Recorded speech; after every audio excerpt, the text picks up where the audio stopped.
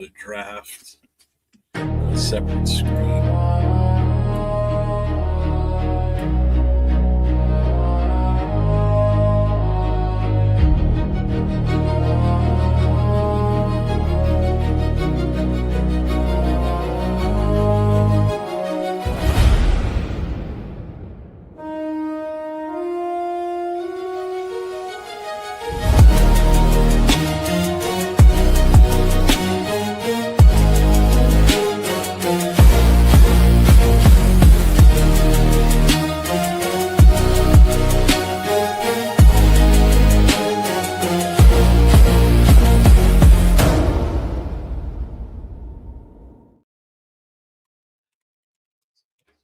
What is up, Raider Nation? We are live, coming to you live tonight. What is going on? Will, you still all excited for being in Texas this weekend? Oh, man. Am I excited still? Yeah, man. It was a long weekend. I'm going to tell you, we went hard. We went fast. I felt like Cheeto, always VIP. You enter, they give you a little smooze, and you feel good. I was like, damn, man. Is this what it feels like to be the legendary Cheeto Linus? And they're like, absolutely. First class all the way, baby. You're unbelievable. Oh, man. He is. What is up, everybody? What is going on? So tonight, we're going to do a mock draft later on, but we're going to start it off with Will giving us a little take on what went down in Texas at the Tnbc weekend down there. They had a big barbecue. A bunch of super fans showed up, and the biggest super fan of them all was there, Will. And captured as many moments as he could on film, pitches. He was there to fight his arch rival Raider Won't. Yeah. Yeah. Well, I'm gonna let you just take the floor and you just do you do your thing. How's that? All right, man. So, hey guys, I'm gonna give you guys a little vibe of what it is to go down there to the Texas TNBC takeover, man. You go down there Friday night. We flew in, we got in about 8:00. Already late. You guys know how I run. I was already late to the first event. So I get there at 9. It's already banging. They had about 30 to 35 people inside of Ojos Locos. Ojos Locos is kind of a bar where you guys did it at Ojos Locos? Bro, Ojos Locos, bro. Oh, I'm so mad I didn't go. And this is where, when you're VIP, like El Cheeto Linus, you would have had benefits in there. I probably got a good seat. But no. I'm general admission. So I had to sit with everybody else and kind of wander around. So you wander around. Jeff, do you know what a Ojos Locos is?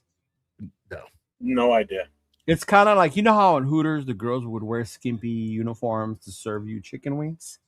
Mm-hmm. So Ojos Locos is something that started in Texas, actually, I think. But it's same concept, but it's they bring you like tacos and ceviche and stuff like that. Mm-hmm. But they're skimpier because it's more lingerie than the booty shorts. That's why. So it's like Twin Peaks when they do their lingerie thing. Yeah. I've seen that one, and that's like, damn. Okay, yeah, maybe. But the thing is, Ojos Locos, so it's like more Latinas than anything. So if we have a thing for them, that would be big booty Latinas. Awesome. There you go. Mm-hmm. Well, let me tell you like this, bro. It was cool. It was a great spot. I mean, like, you got a lot, like, you could see whatever you want to see. And at the end of the day, I mean, like, we went in there, I'd be like, the party ended about 11:00. We ended up calling it a night. We drove back. The only thing I will tell you guys, man, if you guys do go down there, make sure that you guys book a room in Arlington. Everybody thinks Dallas and Fort Worth. No, it separate. Is not close. I'm going to tell you guys right now, I stayed on the east side of Dallas, and it took us an hour to drive to every event and an hour back.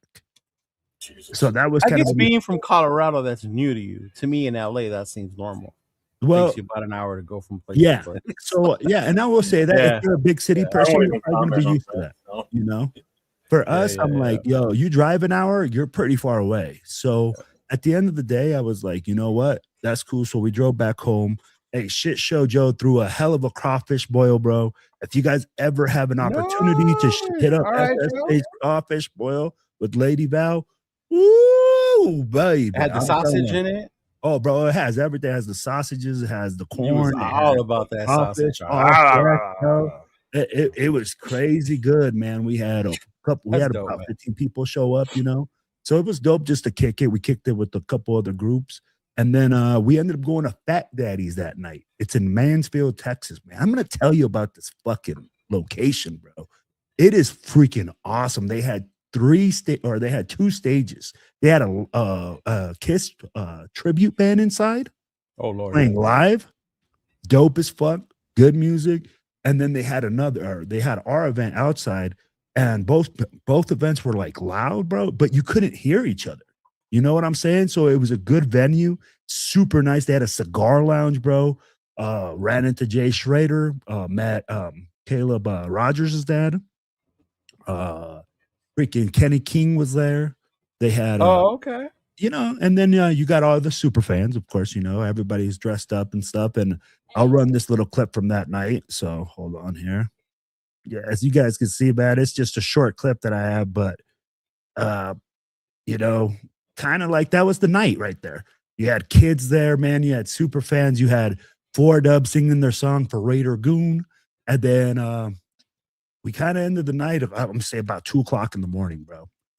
Nice. Because we had if you guys ever go to Dallas, Fuel City fucking tacos, bro. That is the stop. It is a gas station with this taco shop right next. No, bro. I know. It's a Mexican-owned joint, and they have elote. They have all that stuff, bro. It's fire. Yeah, it's all right. Bro, at 2:00 in the morning, that shit's fire. And so are Jack in the Box tacos at 2 in the morning, but yeah. Hey, no doubt. No doubt. So then we go out. We went back. Hey, what up, Oso? Thank you for hosting our co-host here, Wilfredo, bro. He came back with the accent y todo, so I don't know what you did to him out there. Hey, right? So then we go out Sunday, and Sunday, man, it was rainy. So I'm gonna tell you like that. It was rainy, but over there in Texas, it's like the hot rain. Humid. Yeah. Yeah, like it's not even like cold. So we go out there, man, and we were at the barbecue, and I'm like, it's just cool, man. Everybody's out there chilling, just enjoying their last Sunday together. Where was the barbecue at? At a park? It's at a park. Venue? Okay. Yep. Last Sunday together. Before everybody heads back home, Jeffrey. What's going on? Do I not know something? Jeez. Yeah, and I'd be like, it's at a public park, but I'm gonna tell you, bro, this park, it is fucking huge. I've never seen parks like that, bro. Will needs to leave Colorado from time. No, bro. This park is huge, bro.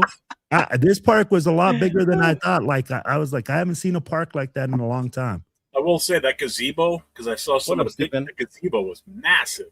That thing was huge.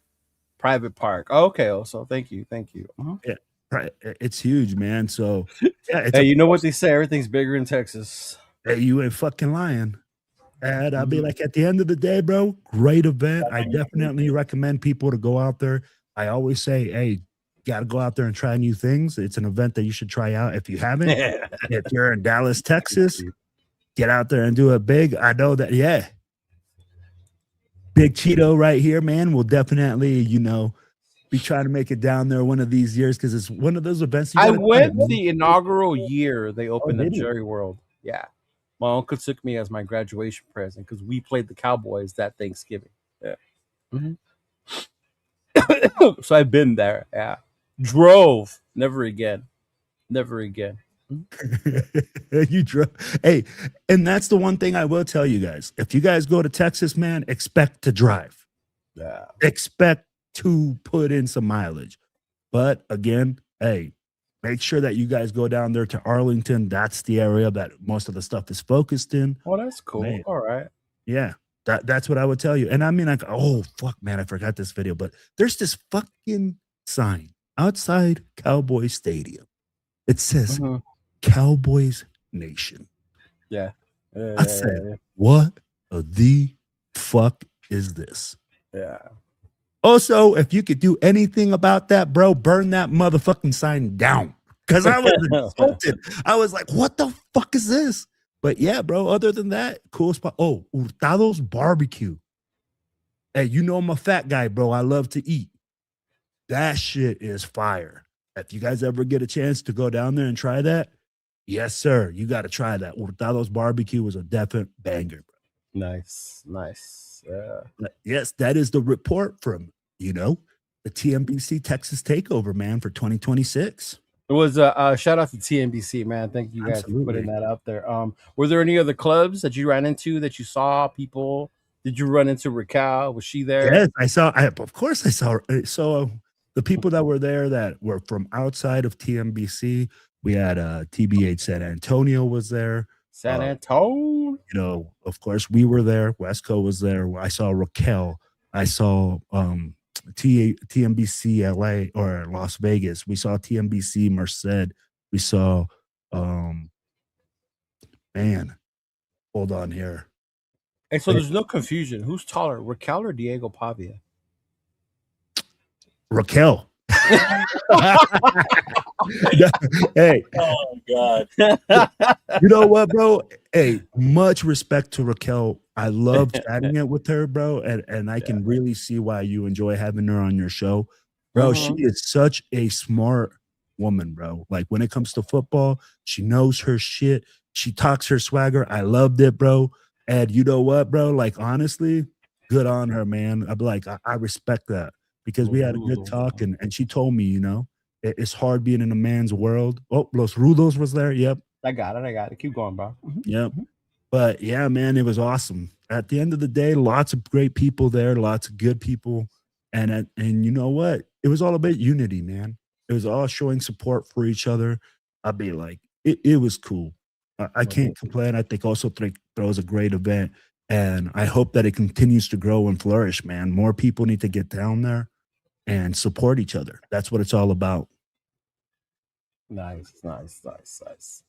Love it. That's good to hear. Yeah, Los Rudos, compa, LV Rollers, man. They're everywhere. LV Rollers goes everywhere, man. Yeah. Shout out to them. Dallas Fort Worth, Rudder Nation. That's Lisette in them, right? Mm-hmm. Yeah, Lisette. Andrea was down there. DFW, oh, Dre Dog. My homie Dre Dog. She's cool. Oh, bro. Dre Dog was going hard in the paint, man. Like always. Man. Love her, man. She's awesome. That's dope, bro. I'm glad you guys had fun. Yeah, man. I mean, like lots of people, bro. I'm telling you, it's cool to see people from all over the country at these events, and just Raider Nation supporting each other. Because who came from the furthest? Did you meet anybody from like far away? Who? East Coast Predator. Oh, East Coast Predator. Oh, he's all the way in Philly? He's all the way in Pennsylvania, I believe. Oh, shoot. Okay. Yeah, he was out there. He went, I think he's the furthest because he's in Pennsylvania. And I'd be like, I think the farthest west, I think, from what I saw, is going to be either Merced or that area up there. Or, Yeah, no, I think Pennsylvania. Well, I mean, because you're in the middle, so both sides. But hey, also just brought up Patty Joe. I'm going to tell you about Patty Joe. Do you guys know Patty Joe? I'm not sure. I would have to see a face. Dude, it's an older lady from TNBC Las Vegas. One of the nicest ladies ever, bro. She's from Las Vegas. I've probably seen her. Yeah. She makes these bracelets, man. And if you ever run into her, she'll make you this little bracelet. Man, I love that little lady, man. Such a nice Raquel, did we see her in Vegas? I'm just not remembering. At the TNBC party? We probably did. Yeah. Yeah, hey, Big Luck even said it, man. Patty Joe's, and she was dropping it like it's hot, bro. I mean, like, she's an older lady, and she was dropping it like it was hot. So I thought it was awesome. We need to get Jeff to one of these Raider parties to see Jeff. Hey, bro. We got to get our representative out there, bro. El Capitan. For the party, but I ain't dancing. I ain't dropping. I think I might have a video of him dancing at his own party. Yeah. I might have some. I might have to run through that footage in Boston. Okay, see if I can see him. Like, Yeah. That's dope. Mm-hmm. That's cool, brother. That's cool to hear. Yeah. I mean, who else but the Raider Nations does parties in April? A bunch of people show up from all across the country. Yeah. That's dope. Bro, you're absolutely correct. It's cool to see. But shoot, man, what's cracking with y'all this weekend? This weekend's WrestleMania, brother. Ooh, Tito. Yeah, this weekend's WrestleMania. So, I'm on another level this weekend. Don't talk to me about no Raiders this weekend. Tito, I'm going to tell you, man, I'm amazed of how many Raiders fans are wrestling fans as well. Why would you be amazed? No, because for me, like, half of them get their personas from wrestling. Are you shitting me? No, yeah, I'm just Savage, you, like, Hogan. I get what you're saying. I'm not. I'm just saying. I did not know that wrestling was that popular. I'm just a guy that doesn't follow wrestling. You know what it is, and I could see that because I grew up in the Hogan era, so it was different. Mm-hmm. And then I transitioned to the Attitude Era, Stone Cold, Rock, and all that, completely different. I deviated during the what they call like the PG era, which is like John Cena and them. So I missed the John Cena. I missed CM Punk, when Roman Reigns first came out, when Seth Rollins first came out. It wasn't during COVID when we were all home and just forced to watch whatever was on TV that I got back into it. And then that was when I saw like this thing on Roman Reigns. When they were wrestling for no crowds. Yeah. And then that's when I got back into it with the whole Roman Reigns and the Usos and the Bloodline. Like that drew me back into it. Yeah. Okay. Mm-hmm. Yeah. Mm-hmm. Yeah, but I'm not surprised. I think I get surprised. Oh, easy, Mike. I get surprised more by how many people think people don't watch wrestling, if that makes sense. And you know what? It does, because I guess I'm on the total opposite side, right? Like I said, I don't watch wrestling. So for me, I was like, holy cow, man, there's that many people that still watch wrestling. I'll tell you the last time I watched wrestling, NWO. Yeah, see, that was the Attitude Era. See, and that's why I didn't say NWO, because I wasn't a WCW person. I'm loyal. I'm loyal to the Raiders, and I was loyal to WWF. So WWE don't want to get sued. Oh, man. I don't care. They can sue me for what? World Wildlife Federation Foundation. But yeah, man. There's a lot of fans. WrestleMania is going to be on Netflix again. Is that No. So that's part of like what Coach was talking about. They're in trouble. Ever since TKO bought them, or they merged with TKO, a lot of it's been taken away from Peacock, from Netflix and stuff like that. So it's actually the first hour is free on ESPN, and then the rest you have to purchase like the ESPN package or whatever to watch it. Yeah. Yeah, that's what I'm saying, and that's why a lot of people are mad about it. It was on, I think it was Netflix. Or no, it was on Peacock. It was on Peacock last year. Yeah. Mm-hmm. Oh, that sucks. So I can't watch it. Yeah. Trust me, a lot of people aren't happy with TKO, with what they've done with it. Yeah. Mm-hmm. Yeah. A bunch of bullshit. Hey, Tito, let me ask you this. Yes, sir. Who's taller, you or Raquel? Oh, me, bro. Come on now. Her and Queen V were like this, bro. I was like, clap. Like, come on now. Yeah, tell John thank you. I got the payment, Jeff. Okay, cool. Mm-hmm. Yeah. Fucking thundering and lightning outside right now. It's how fucking muggy it is here. Lightning. Yeah, bro. I'm gonna tell you. But I don't know, Jeff, if you added it to the agenda today. But did you guys catch today's presser? No, I did not watch it. No. Oh, okay. All right. The presser? Yeah, there was a presser today. It was all GMs and their assistant, whatever, are supposed to go before the draft to all 32 teams. They have to come on. They talk about, because obviously draft is next week, right? So they had their little thing today. So the media, Q, all of them got to ask all those questions that you want to ask to Spytek. And man, I can't remember the name of his assistant. He called him something. But one of the things, I'll wrap it up for you basically, but one of the things he did say, and a lot of people might forget, this is the first year his full staff, scouting, his assistants and all that, are the ones who are going into this draft with everything set up. And Spytek, one of the first things he did was thank his scouting department. because he even said it. This is our first year actually, where everything that you got on here is us, our team, right? That they've done. Yeah. So this is going to be their first actual full on where they did all the scoutings, their big boards and all that. And I said that last year before the draft that they're still going off of the previous scouting department stuff because it's too late for them to go and reevaluate with the guys that were in the office when SpyTech came in because it was the old crew still. So they were going by their notes. Yeah. Mm-hmm. One thing I did notice about SpyTech though is he seems to have a really closeness to his team, and I say that in the way he says their names by nicknames. You know what I mean? Like when we talk to each other, I don't call you by your Wilfredo. Whatever. We have nicknames for one another, right? Because we're cool. He does the same with his scouting department and his team, which I think is pretty cool. It tells you how closely they work together. Yeah. Even when asked about making a decision, they're asked on SpyTech, like when it comes down to making the pick, do you want everyone to just leave you alone? And if anything, they'll call you. And he's like, no. It's like, I want a collaborative from my entire team. I want to make sure we're not missing something. If there's something they know that I don't, things like that. Yeah, you go, Sparky. Yeah, Brian Sparks. There you go, assistant GM. That's his name. You call him Sparks or whatever.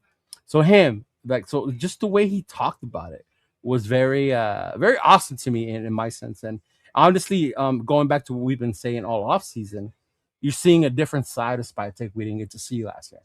Mm-hmm. We didn't see this last year with Coach Carroll here.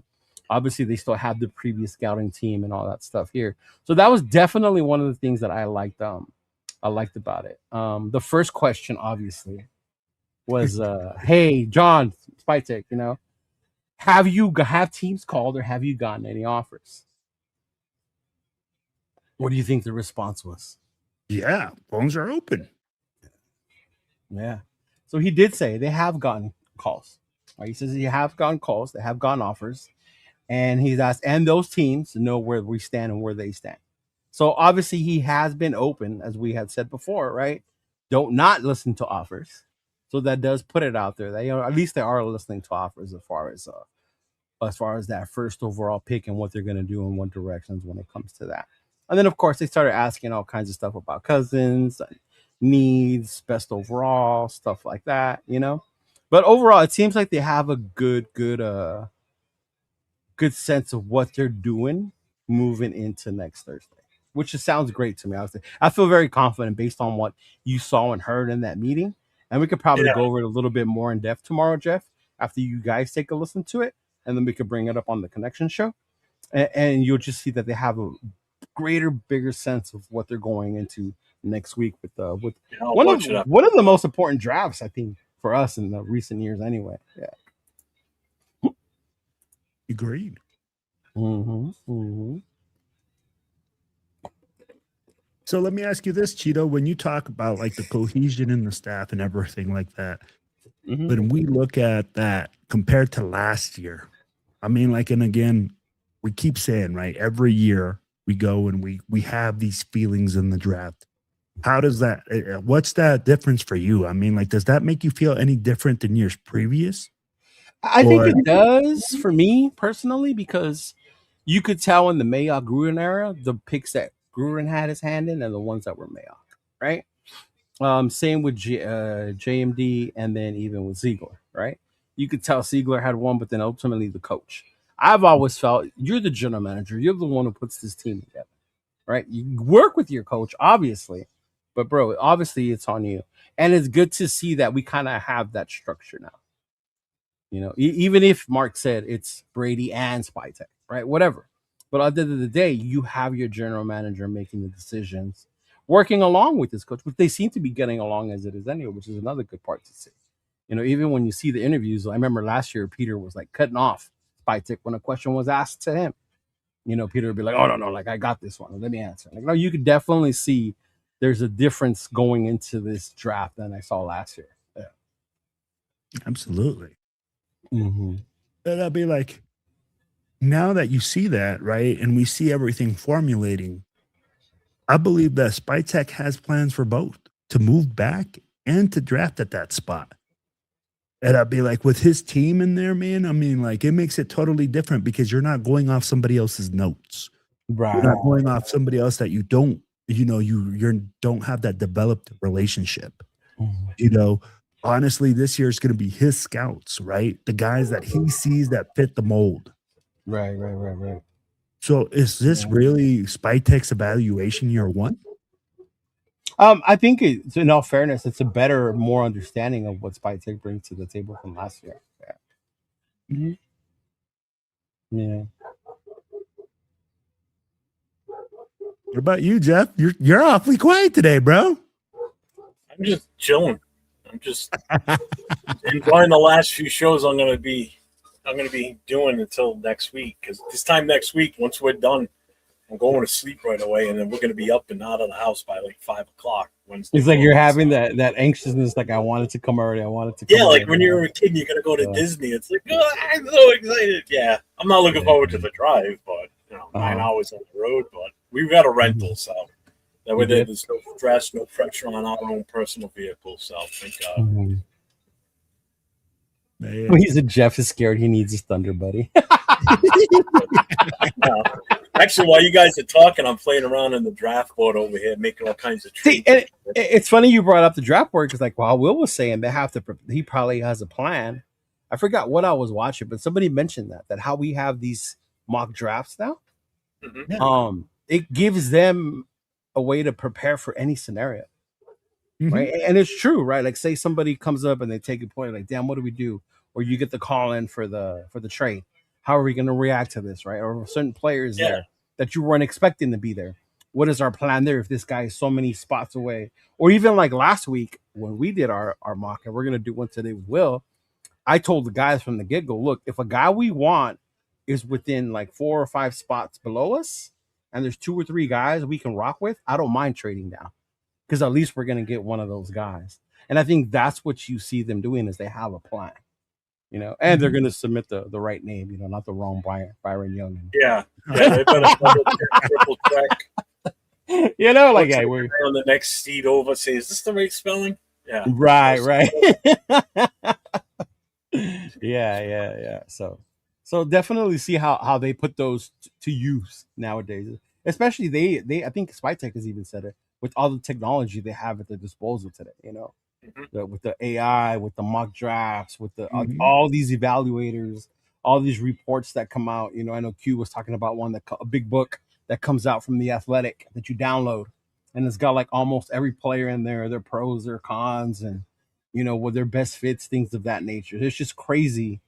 I don't know, Jeff, if you remember, but back in the day when I was a teenager, you could buy like a magazine. It was called like Draft, Pro Football Draft, and it would have players, and then you would read that shit. Right, about seeing prospects coming out of college and stuff like that, and now that's not at the click of a button. Just type in so and so's name and they come up. Yeah. Back in the day, and they still do it, but it's a website now. Obviously, Our Lads used to have a college book they would come out with the players. I used to get it. All the time. Who was it? Our Lads. Our Lads. I think that's what it was. Yeah. That's the site I go to when I look at depth charts for other teams and our team. I go to our own for the Raiders website, but I'll go there and I can just click and go through all the different teams and check depth charts. I do that more for fantasy than anything, to be honest with you. Right. That's what I used to use the Our Lads for in the past, too, watching where they have these kids ranked coming out of college. So you would see about getting the jump on drafting them in your fantasy? Perfect example I'll give you right now is Emmitt Smith. Like, there were very few people that I did fantasy football with back in the day that didn't really know about Emmitt Smith. And there were 2 of us in 2 different leagues, and we both were queued in on it. We both got him his rookie year. Okay. And it was a franchise, so we were able to have him for a few years. So it was beautiful. Yeah, I remember getting that one. The Sporting News was another one I used to get. I used to buy like 2 or 3 different magazines with the draft profiles and the gradings. Yeah. Remember the National? The National was another one. Yes, dude, that one was an awesome paper. The National was another one. Yeah, during the season, because they had a whole fantasy section in there too, and it would break down like the top 50 in each, or the top whatever in each position. And dude, that was a killer paper. I used to get that religiously every week. That was a good one. And then it just disappeared. Jeff, you are old, bro. He said I played fantasy football with Emmitt Smith. I didn't know enough football people to do that. I would have done the same, bro. I would have did the same if I was Jeff, if I knew people that played it like that back then. The only thing Bro, I I did didn't the know Newsweek or the that National existed for back then. was for gambling odds. Because my Yeah. uncle, I was in high school, Yeah, bro, I used to be filling there out too. filling out the form to give to my uncle with my $2, hoping to hit. Yeah, well, see, when I started fantasy football, Yeah. it was just touchdowns. It was nothing else but touchdowns. Right. And that was before we even had computers doing all this stuff. So we started, like I said, we started doing fantasy football back in '91. Holy Right. So when I finally I was first got a 8. computer at my house in '96 and first logged on, my friend used to come over, my son's godfather would come over, and we'd sit down at the end of the day and we would go and look at the box scores and get a rough idea what our tally was for the week before before the guy that did it actually used the newspaper and went through and did all the numbers for everybody's team.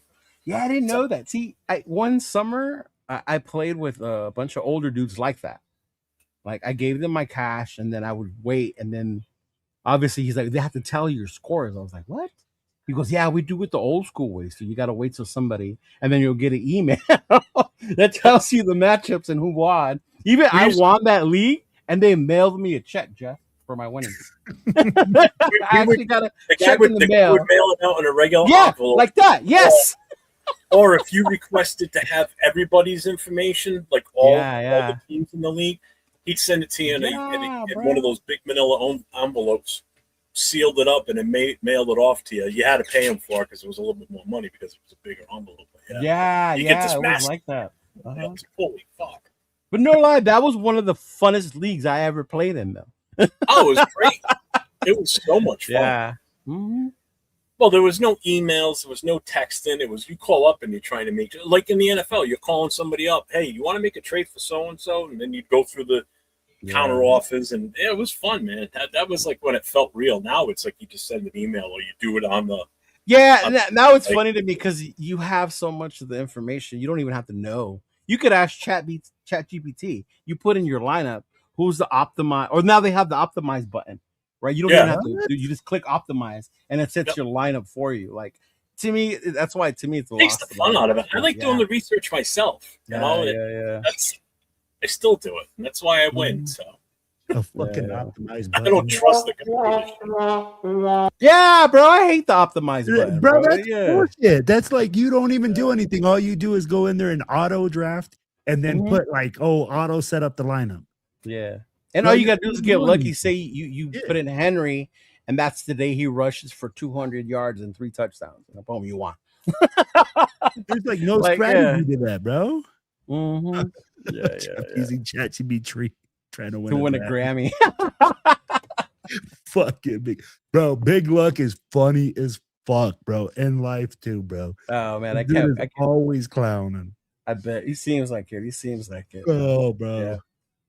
Yeah. But yeah, that was the thing today. Other than that, it's been mainly same old Cousins, Mendoza. Everyone's big thing. Who or what do we take at 36? Things like that nature. Any sleepers that might know in the draft, things of that nature. But I mean, it's like this is the home stretch, right? We're 10 days away. 10 days away. 10 days away from the draft. Nothing more to talk about. I'll be like, right now, everybody's just waiting now. It's playing the waiting game. Wait. Yeah. There's no more the scouts going out and seeing, hey, what pro days out there or freaking. Hey, I did see something though. Did you see that young man that was out there holding a sign outside of one of the facilities saying, "All I need is a chance, no agent, no something, just all grind and all heart." That wasn't Diego out there. No, I should have been. Should have been. Nah, just a heads up, I'm gonna mention Diego a lot because I just got done watching Nate's review of Gruden camp with Diego Pavia. So, and if you haven't seen that video, go over to LV Raiders fan, check out his reaction video. It's awesome. I found myself commenting, talking along like I was talking to Nate while watching the video. I spammed the hell out of his video, man. Yeah, go check out his video, man. It's pretty cool. It reminded me of why I like Diego in the first place before he started doing all that off-field stupid shit after the Heisman thing. You know what I mean? Yeah, but it reminded me of why I liked the kid back then. Yeah. Mm-hmm. Absolutely. Boom, boom, boom, boom. All right, big fella, we can get back on the agenda. Yeah, like I don't really have one, so. Well, I thought we were gonna, his one banner and then the other one. That's all we had. I had these two. No, and that's fine. That's why I figured you didn't have time or you didn't watch earlier. That's why I was just. No, I didn't watch. You know what? I didn't even. It's not that I didn't have time. I just didn't even know they were live. I totally missed it. I don't know why, but none of my notifications worked today. Honestly, the Raiders turned theirs on later. I knew because I listened to Q Myers' radio show. Oh, so he mentioned it. So he mentioned it, saying that he was going to go live while he was on his radio show. So that's why I heard it live while he was doing it. Yeah. Mm-hmm. Because Wasted was on earlier tonight, and by the time I saw it, it was over already. I'm like, fuck. Yeah, it was started at 2, 3, 3. Started at 2, 3, something like that. Yeah, I totally missed it. At 3. It started at 3. Mm-hmm. Yeah. Mm-hmm. Yeah, I actually planned my break from driving around at 3 so I could listen to the thing and then not. Mm-hmm. Yeah. But yeah, Will, you ready? You ready to do a mock draft, big one? Let's do this. Yeah. So are we doing the one where we trade back, or are we doing the one where we just pick? Well, I mean, we could give you the choice, Jeff, if you want. You can be since given what Spytek said today about being open or listening to calls. If you wanted to do the trade today, I would be willing to do the trade today. Just don't get carried away. My boy Jeff sent me one the other day, like Jesus Christ. He completely rebuilt the entire NFL in one draft. I'm like, fuck it. I'm just gonna try and go balls to the wall, see how much damage I can do. I was like, I think Palomar ended up on the Rams somehow. Mm-hmm. Dude, I traded away almost. I traded away Max, Tyree, Palomar, Chin. Chin was on there. Yeah. Yep. Trey Tucker. I traded away a shit ton of players. I ended up with I had 6 first-round picks this year alone, and I still had 4 from next year plus our own. So we had 5 first round next year. Somebody give me I got you before we forget. I got it. All right, we got it. We got one more. Let me get her.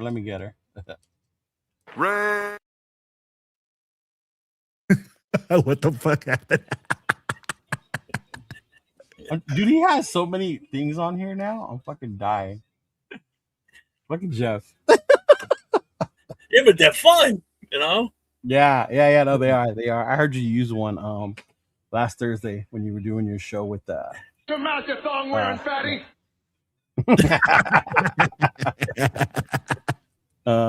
Yeah. Shut your damn mouth. Oh fuck. Oh man. Which goes to what Coach was saying earlier about the direction with WWE. Out of all times for The Rock not to be utilized, he wasn't used to promote this WrestleMania. And to me, that's mind blowing. No. Yeah. Actually, the buildup has been pretty lame. If I wasn't such a big fan like I am, I don't think I would be as excited for it. Yeah. Mm-hmm. Oh, thanks, Predator. Thank you, Anthony. I appreciate it, brother. With the gifted membership on my channel. You're the man. I appreciate it. And Q became a member out of that. So there you go, Q. You can thank Predator. He just bought you a membership. Thank you, brother. I appreciate that. Welcome to the Raider, Jeff. Oh, real quick, shout out to the Raiders for announcing their day 2 party at the HQ for the draft.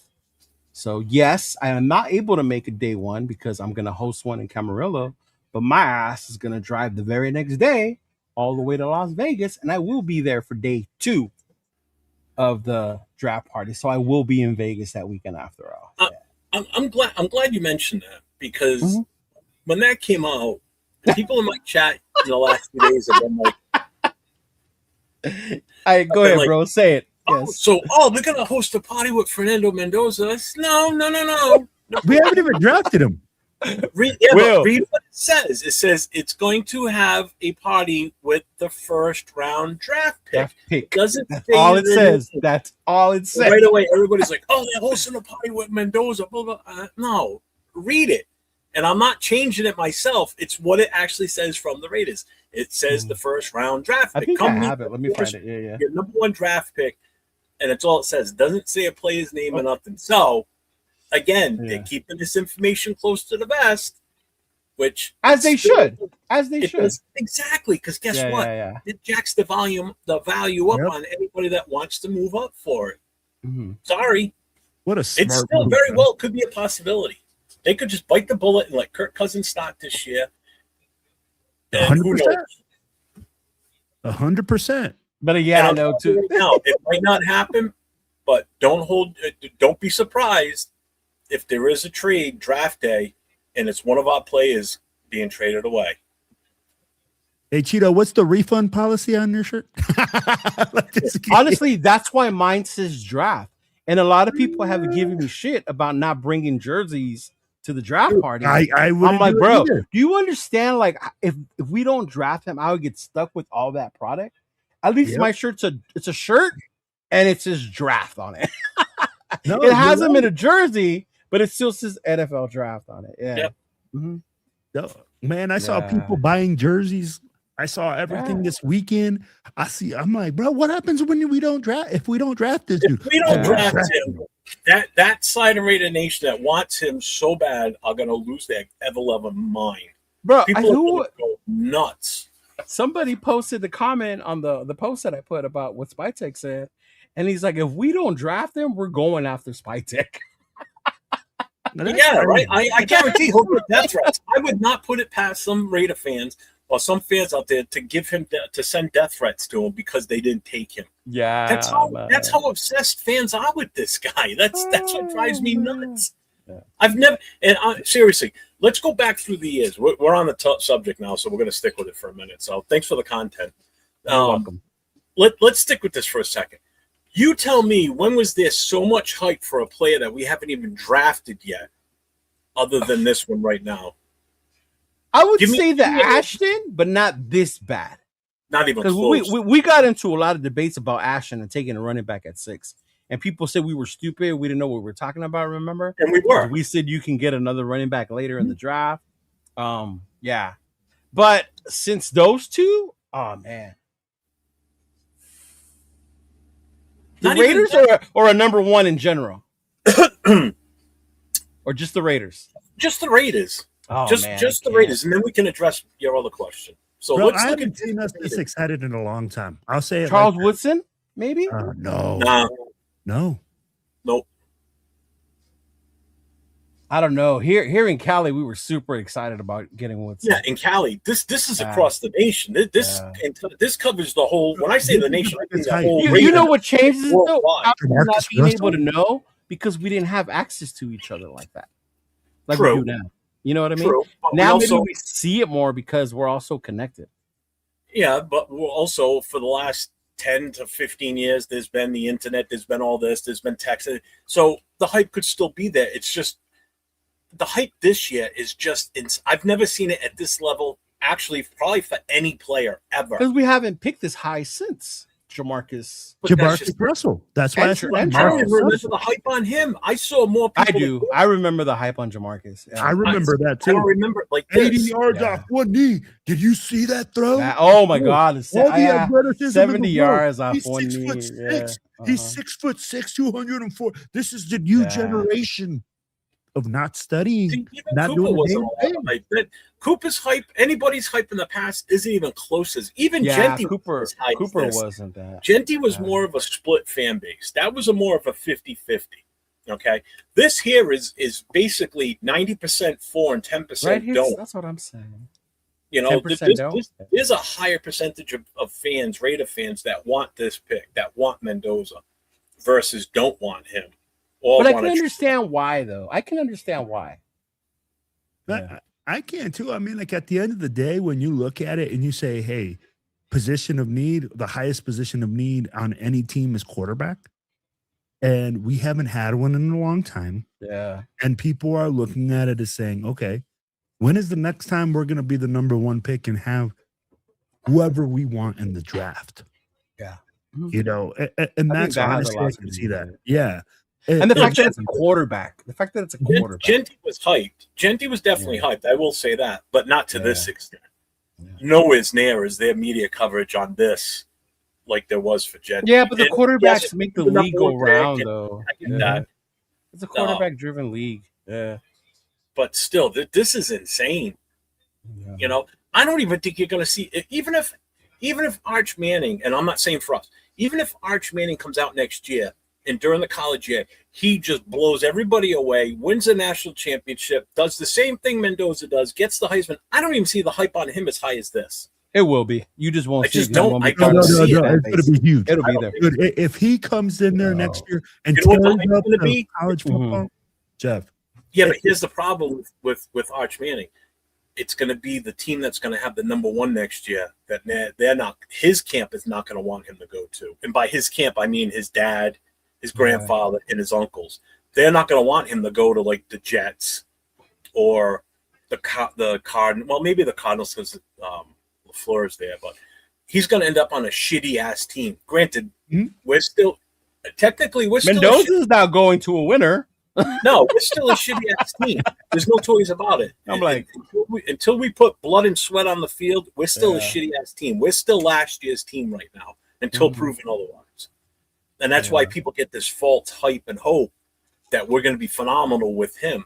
You can't look at it this way. You have to walk into this with that mindset of whatever happens this year. After this year, different story. Right. You know, so don't come in here and start hyping that we're going to be a playoff team, because guess what? You're going to be extremely let down at the end of the season if we're not. So, but that's the thing. It's not that he makes us a playoff contender, right? No, but we're not even talking about Mendoza. We're talking about the team in general. Yeah. I'm talking the team. Even with Kirk Cousins, people are still saying that we could be this much better because of him. True, it's going to be a better quarterback play than what we had last year. But we still don't know the product that's getting put on the field until these guys physically get out there. So that's why I'm not getting overly excited for everything right now. I'm taking it one day at a time with this team and this roster. Just look at Caleb Williams, man. They're great, but we don't know what they're going to do. Yeah, and I'd be like, guys are going to struggle. Caleb Williams struggled. You know, then he tears That's actually the last QB I was super excited about and was hoping we would get was Caleb. Mm-hmm. And he was super hyped up. He had the same thing around him. I mean, and look at it right now with his painted nails and everything. He's starting to come into his own in Chicago. You know, and that's what I think people want. He had grown-ass men in Chicago painting their nails. That's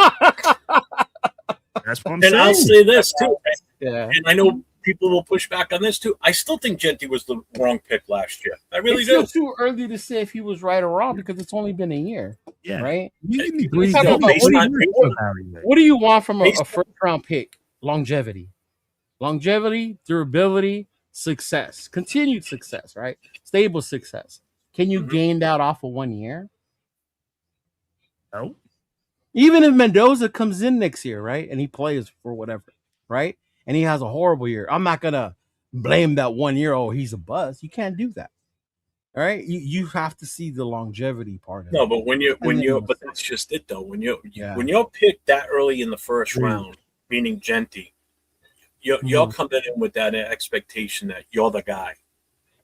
You know, yes, it wasn't all his fault. It was the offensive line. It was the scheme. It was everything. But that just proved our point that the offensive line was bad. And I think that's the part that makes me laugh, Jeff.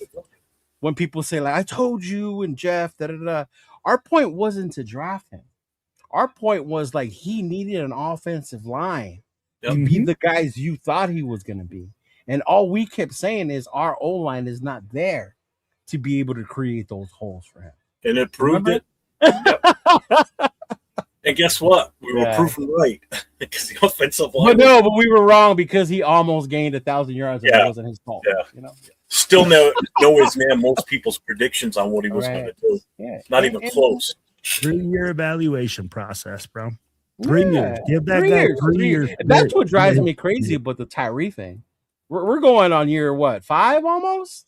Yeah. And people are still saying, "Oh, this is good, bro. Let it go. Potential's done. Let it go. There's no more he's a potential boss, done. plain and simple.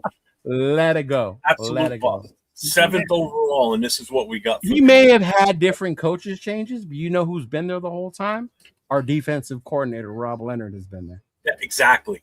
He's been the Defensive one coach. constant out of all this, Mhm. right? Everybody Well, else has gotten better. And Patrick Right? Graham's been there the whole time Yeah. until this offseason. Mm-hmm. Yeah. Yeah, Jason had him rushing for 1,100 yards by week 8.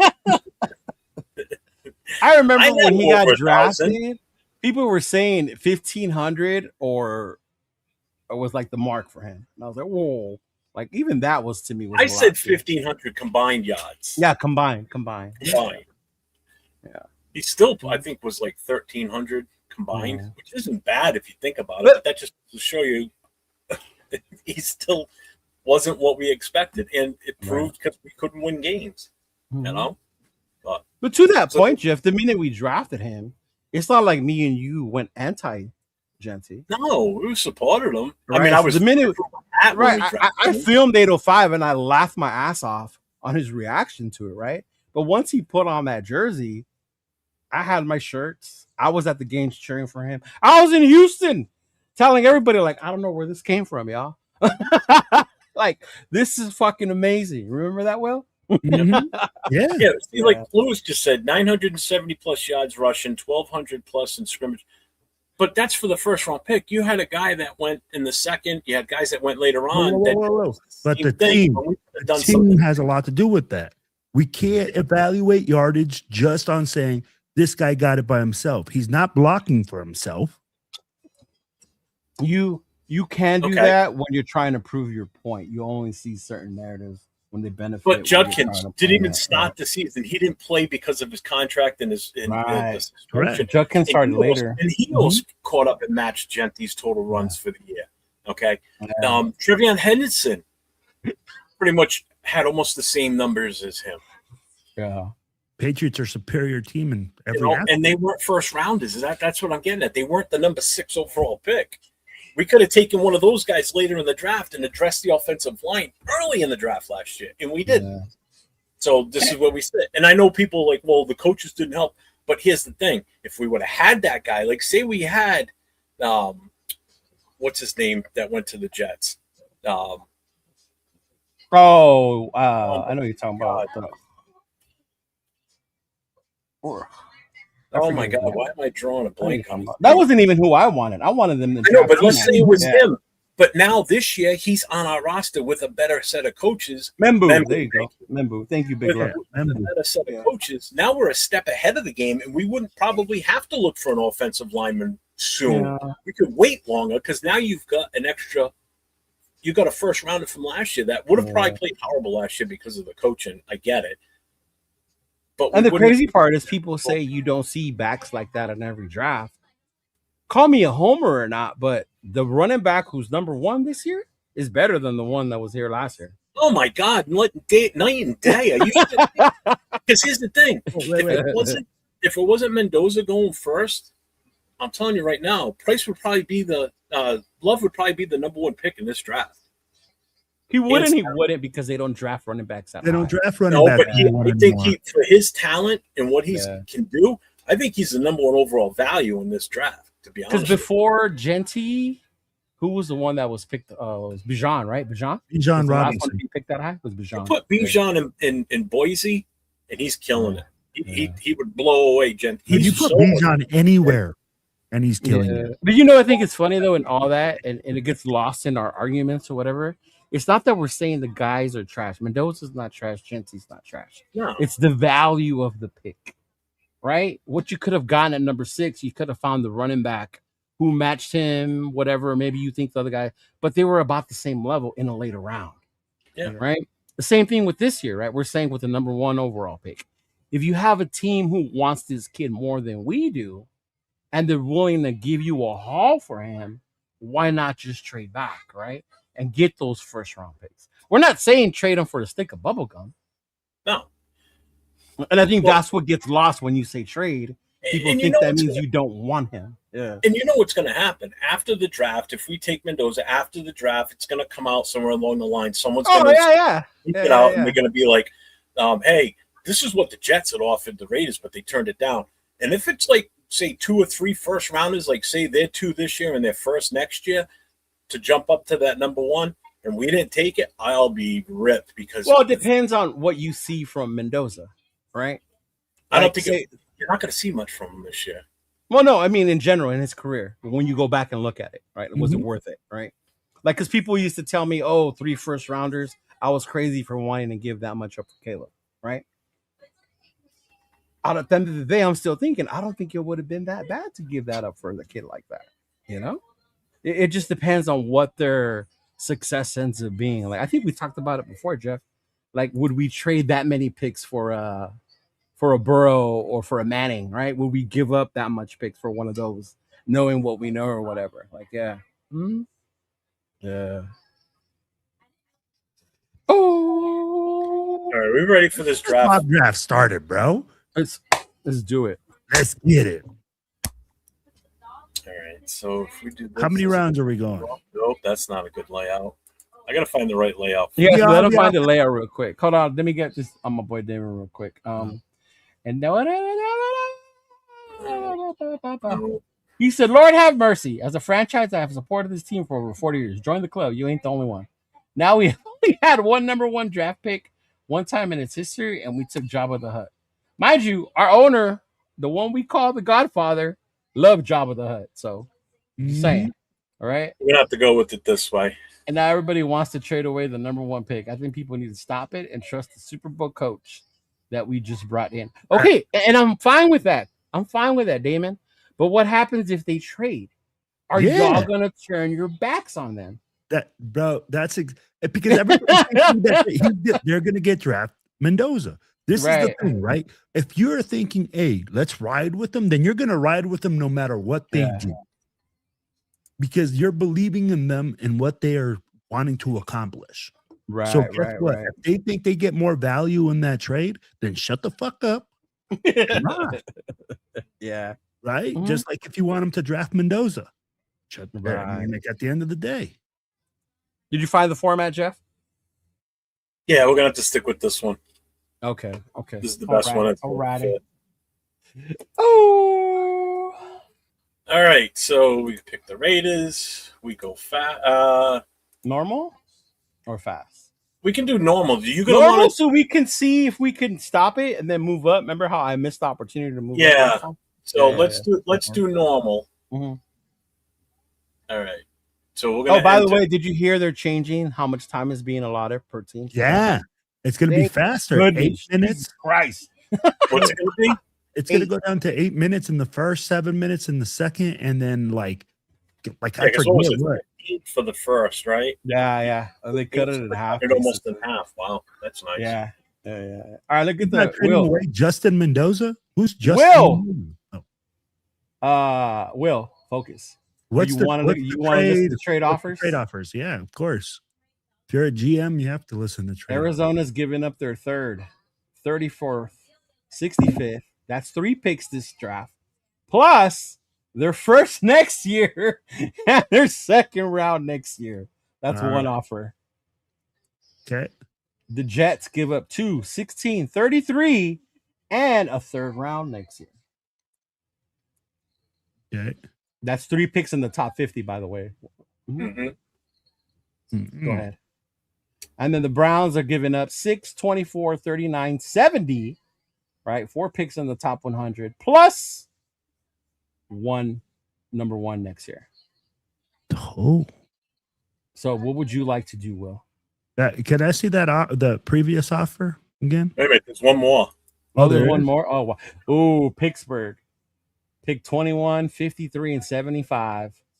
And the first and their 2nd next year. Yeah, I don't like the Pittsburgh one. I don't like that. That's too far low for me. See, this is just hear me out. I'm not telling you what to do, but this is where you play around a little bit. So if you do take this, then you take that 21 pick in the first next year, and you try to trade up, move yourself back up higher in the first round to a better pick. But So my whole point of Rob trading needed to pay down, Paul to move up and make it better too. I understand, but I don't want to get rid of Paul. Paul's giving me a first rounder next year. That was my whole point of trading away Fernando. No, I get that, but I'm just for an Mhm. instance, when you're playing with these mock drafts, this is the way to move yourself around even No, after you. I get that. Yeah. I But I'm just saying, don't like I it. mean, I don't know. Will, my understanding is if we're trading back this year, Yeah, I want because more we want ammunition. that next year, as well That's as for picks me. this That's year, that's right? my Okay. move. All right. That's my move. I'm like, Me and Will are on the same page. Yeah, I don't No, want I to agree. and lose Yeah, that. I agree totally. Mhm. I think So we this need. is the Cleveland one again. Go ahead, And you Will. get a You first decide round which in one next you want. Oh, I like that first. Yeah, he said that. Oh. Yeah, I didn't like the Steeler one either. Yeah. No. So they give me 3, but this is just 3 this draft pick, right? So, fuck. So I rejected the Steelers, so they won't even show up now. Okay. And the Jets give me 2, or this year's No, the Jets ones. Go back to the Jets one. They're giving you a third next year, but you they give me get 2, 3 16, and picks 33. in the top 35 this year. Mhm. So basically, So you I get get 2 the first second pick rounders, in the and then draft. 33 would be the first pick in the second round. You know what? Let's pull the trigger on that. On the Jets? Yeah, we move back. We get 2, we get 16, we get 33. But here's the thing. Look at Arizona's again. Arizona's giving you the 3rd, the 34th, the 65th, their first and second round next year. To me, that one's the most valuable. All right, then let's do it. Okay. I mean, you can count it too. I'm cool with that. Oh, we can counter? Mm-hmm. I don't want to give anything else up. No, I want to get something. Hey, let me see if we can get something else back. Like add to that? Yeah. Oh, damn. Hold on. Go to 2028. You can take a pick from 2028. It doesn't give you that option. It It only goes to 2027. Hey, give me a 4th rounder in 2027 and see if they'll do it with that. Alex doesn't like what the Jets chose. That's horrible choices from the Jets. I think so too, because initially there was a time where Jets were giving you their first and second last year. Yeah. Ooh. Next year. That's what I thought so too, Jason. Now they're giving you their The Jets third. have to give next year's first and that. Yeah. Yeah. Let me see. Try this. They won't take this. Arizona said it's close, but they won't go for Yeah, no, just go back to the original. Yeah, just go back to the original trade then. Yeah, Damon, we actually ended up drafting him in our mock draft last Wednesday. Yeah. it. All right, so I got to go back to that. Why is this so slow today? All right, so this is Arizona. So we give them number 1. They'll give us 3, 34, 65, and their first and their second round next year. Oh, what up, Vida? What's going on, brother? All right, go for it. Yeah, go for it. Take it? Yep. Accept. All right, they took Fernando. Ruben Bain went next. Now it's our pick again. All right. Who's on the big board? You got Yeah. David Bailey, Arvell Reese, Cardell Tate, the wide receiver. Sonny Styles is another one, or you can go with the offensive lineman Francis Malgoa. David Bailey is the edge from A&M, right? Mm-hmm. Yeah. And What then, are of the course, you trade got offers? Cardell Tate. There is none. Wow. Yeah. None? So pick from here, Will. Arvell, Carnell, or Hang on, because this was getting David stuck earlier. Let's see if it. Nope. yeah, no. Trade That's off. crazy that the That's fine. third round Just pick pick. doesn't have a. Let's see here. And we don't want to sit here and trade all day either. Yeah. No. Defense. Yeah. Shoot. We need a running back. You want to get No, I don't want it. Like, no. So That's a David problem, Bailey, right? Arvell Reese, Carnell Tate would be the options. Big Lexus, take love. What's up, Red Zone? Honestly, I don't like any of these guys. What's up, brother? I don't. What do you see- mean? What do you mean you don't like? He says take Reese.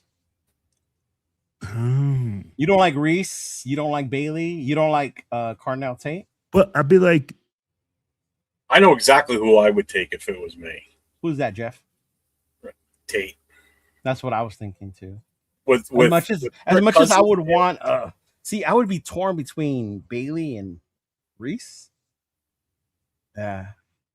Bro, Carnell Tate makes so much sense in the fact that we traded back. You had a big play receiver, and then we could probably still find. I mean, even later on, we could probably still get a receiver. So, yeah. For me, I would go Arvell Reese. All right, Jeff, the GM has spoken. Arvell Reese. Yeah. Ohio State edge gone. Mm-hmm.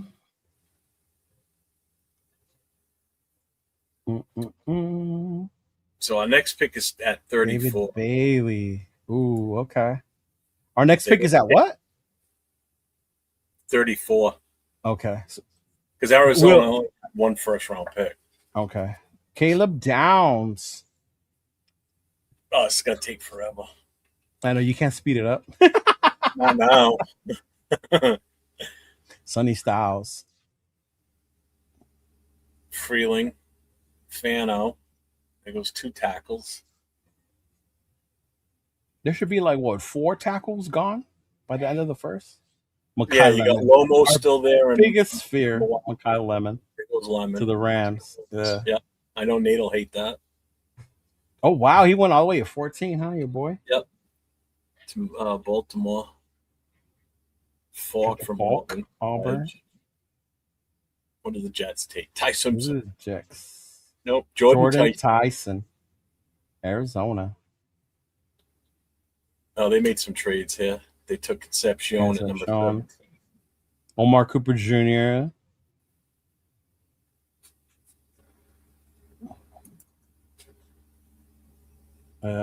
Caleb Lama. Oh, that's one of the tackles that people want. 4 tackles by 19. Yeah. Oh, Cowboys made a trade. They got 19 and 20 in this draft. They had 2 already in the first. They moved back. There goes the first guard. Yep, Leon. Messidor's gone. Messidor, no. Yeah, and to the Chargers of all teams. But we already got what's his name, Reese. Yeah, but it's more the fact that we got to play against them. Yeah. Mm-hmm. It's cooled off in here now. I had to turn my power fan on. Yeah. Will, if you see anybody on the board that you like still and you want to move up for, you can. Yeah, I'm watching. Okay. Proctor. Yeah, because I can pause it at any time as it goes. Caden McDonald is the. Yeah. No, I'm trying to see if I'm gonna make 805 a happy man. You're trying to take Ty Simpson with our second pick. I'm gonna see if he's still available at 36. Denzel Boston went in the first in this one, Jeff. Yep. It's crazy how much this thing changes, huh? Sadiq went to the Chiefs. There's their tight end. Yeah, but suppose he's not that great, so I don't know. I'm not worried about him. He has a lot of good plays, man. He's athletic. Is he the first corner? The one out of South Carolina? Yeah, huh? Yeah. Baltimore. Jesus, you bastards. Yep, Christian Miller. That's the tackle I like. Yeah, McDonald's still there, though. Zion is still up there. Yeah. We already got an edge, though, right? Jets take no. Emmanuel McNeil Warren, safety. That's 2 safeties. Wow. All right, Big Will. Here's the good thing. We know Tennessee's not. Oh, we got trade offers. We got one from the Saints. They want a 34 and a 134, and they'll give us 42 and 72. Now, after 34, we pick again at 36, correct? Yep. Yes. Okay. Yep. So you don't want. I'm not doing that. I'm not doing that. No. Okay. That was the only trade offer. That was the only. So here's the thing. So we got now 35 is the Titans. They're not going to go quarterback. So if you want to take your quarterback, you can. You can wait till 36. Yeah, you can wait till 36. That's what I'm saying. Defensive tackle. Who's that defensive tackle? You want Caden McDonald? McDonald's right here. Yeah. If you want a linebacker, Jacob Rodriguez is still there. So I like Jacob Rodriguez. Can you fill me in a little bit on McDonald? I don't know. Is he a 0 tech or is he a 3 tech? Yeah, he's 0 tech guy. Our next pick after 36 is 65. So we got 30 picks before we pick again. So can you click on his stats and see how I don't know how big he is or anything like that. He's a good boy. He's a big boy, man. He's a space stuffer, as you guys would call him. Yeah, Space Eater, exactly. There you go. Mm-hmm. 6'2" and an 8. 326, bro. Ooh, what's his arm? I don't think it says. Doesn't give his on. I think you have McDonald's fans in the chat. Yeah. Someone take comment down. I'm covering Will. Oh, yeah. What? Take Simpson and Rodriguez. Saints are moving up. So this season. these are what his combine comps are. These are the guys that he performed like at his combine. There's Vince a name right there that I like. Vince Wilfork. Yeah, Space. Wolfwork is one of them. Yeah, I'll take that. I'll take a defensive tackle. It's all right. So we're taking McDonald. There he goes. Tennessee. Who did Tennessee pick? Let's see. We don't know yet. It's taken forever because we did it on medium. They took Brazil, a wide receiver from Tennessee. So No way. Yeah. Bust. Did you get any trade offers? Yep. We got a couple. Okay. 2 of them. Patriots want to give us 45 and 63 for our number 36 and our 3rd roundup. Oh, okay. So you move back 9 picks, you gain one at 63, and you give up our 3rd round next year. So you gain a 3rd, first and a 2nd from Arizona earlier. Yeah, and you get a 3rd this year as well. That 63 is a 3rd, right? Yeah. Yeah. Okay. The other offer is the Rams. They want to give us 61, 93 in their 2nd round next year for our 36th and our 5th round of this next year. What's up, Jarretta? Wow, that's it. That's an interesting one, man. Ja, what's up, man? Like to give up a 36?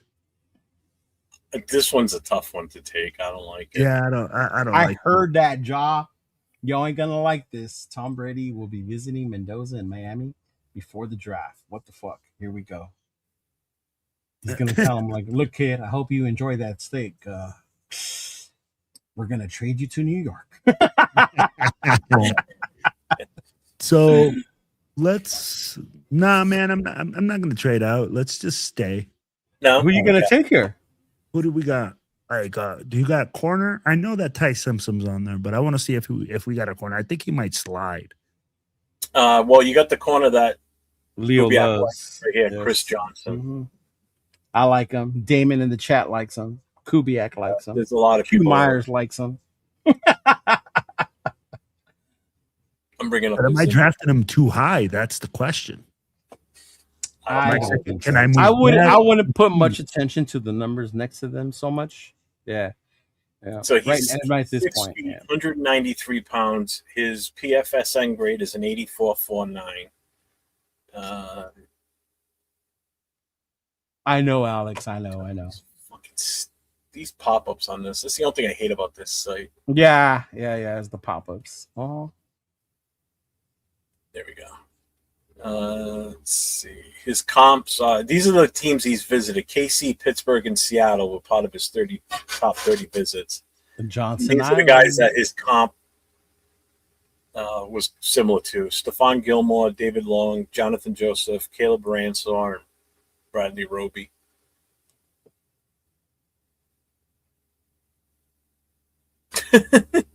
Breaking news. The Las Vegas Raiders have traded the number 1 pick to the Jets, and Fernando has retired to follow the word of God. Oh my gosh. That's funny, Circus. That's funny. So if you want a corner, I would suggest that one over Pons, because that is the one that supposedly you did have a trade back though, right? Like if you think they'll be there later, like Pons or Johnson. Yeah, you did have an offer. What was it? I rejected it because Will didn't want to do them. Oh, okay. Never mind. Yeah. All right, then. You know what? Man, I like Jacob Rodriguez too. If he's still there, if that's who you Will, this is your draft, bro. No, I get it. I'm looking at it, but I'm debating it in my mind. You know what I mean? You know, if you did it, I would go online right now and I will order my Jacob Rodriguez jersey. Man, I think fuck. There's just so many positions of need, man. So are you drafting need or best player available? Both. Oh, can you do both? Can. I'd be like, if it looks like BPA right now, it would be like, fuck, that would. You know what? If I stuck to that rule, which best player on the big board right now, which our big board right now would be Ty Simpson for a position of need. So I'll address the position of need, and we'll go with Ty Simpson, which people are gonna freaking roast me right now because I traded back, and now I grabbed Ty Simpson. But hey, let's take Ty Simpson at quarterback. Obviously, Big Luck, you didn't do your job and talk up Jacob Rodriguez enough to Will. If not, he would not be taking him right now. So we're taking Ty Simpson. He wants Ty Simpson. Yeah, we'll take Ty Simpson. I'm just gonna hit it. I'm gonna fucking swallow the pill. So that way we address the quarterback position, and then we'll do the third round. I think that should be it with draft of this speed. Yeah. Because if we do the other ones, bro, we're going to be here all forever. Chris Johnson went right away next to the Giants. Did he? Yeah. Oh, I knew he wasn't going to last. Yeah, me either. Yeah. Who would you look at? Jacob Rodriguez. Yeah, I would have taken one of those two. Will, honestly, I would have taken. And I know, and I'm like, man, it's just again, pick your poison, right? Like you're going to look at it and you're going to say, what's the biggest? No, you're right. If you look at your big board, good move by Buffalo if that actually happens. They need that bad. Oh yeah, they do. Mm-hmm. You have it on video where he talked up Jacob Rodriguez. Hey, John Leon, welcome, brother. Salute. We talked about the leadership aspect that he brings, and I mean, like that's what I love about Jacob Rodriguez is that he has that solid background, you know, according so far. Because let's be real, you know, we don't know this guy personally or anything like that, but all reports are saying that he has a good background. Ooh, AJ Halsey was another safety out of LSU. He's a good one too. Zion Young. So right now we have Reese, Caden McDonald, and Ty Simpson. So we got two defensive guys and a quarterback. Yes, sir. Potentially the quarterback of the future. I believe Hunter's still on the board, Jeff. Yeah, he's fallen in a lot of the ones I've done. Caleb Banks goes late too. Like D'Angelo Pons is still on there. Yeah. Mm-hmm. Anthony Hill Jr. is a good linebacker as well. Oh man, this gap is big right now. Ted Hurts, like a wide receiver out of Georgia State. Oh, Caleb, that injury, bro. Yeah. CJ Allen out of Georgia. Anthony Hill Jr. is gone. There you go. Yeah. See, New England traded up for him. Yeah. I'm not surprised. That makes sense. For them anyway. Yeah. Not at all, man. There goes Pons to the Colts. Lee Hunter is a steal, Josh said. Yeah. Will, are you looking for your next Sebastian Janikowski on the next pick?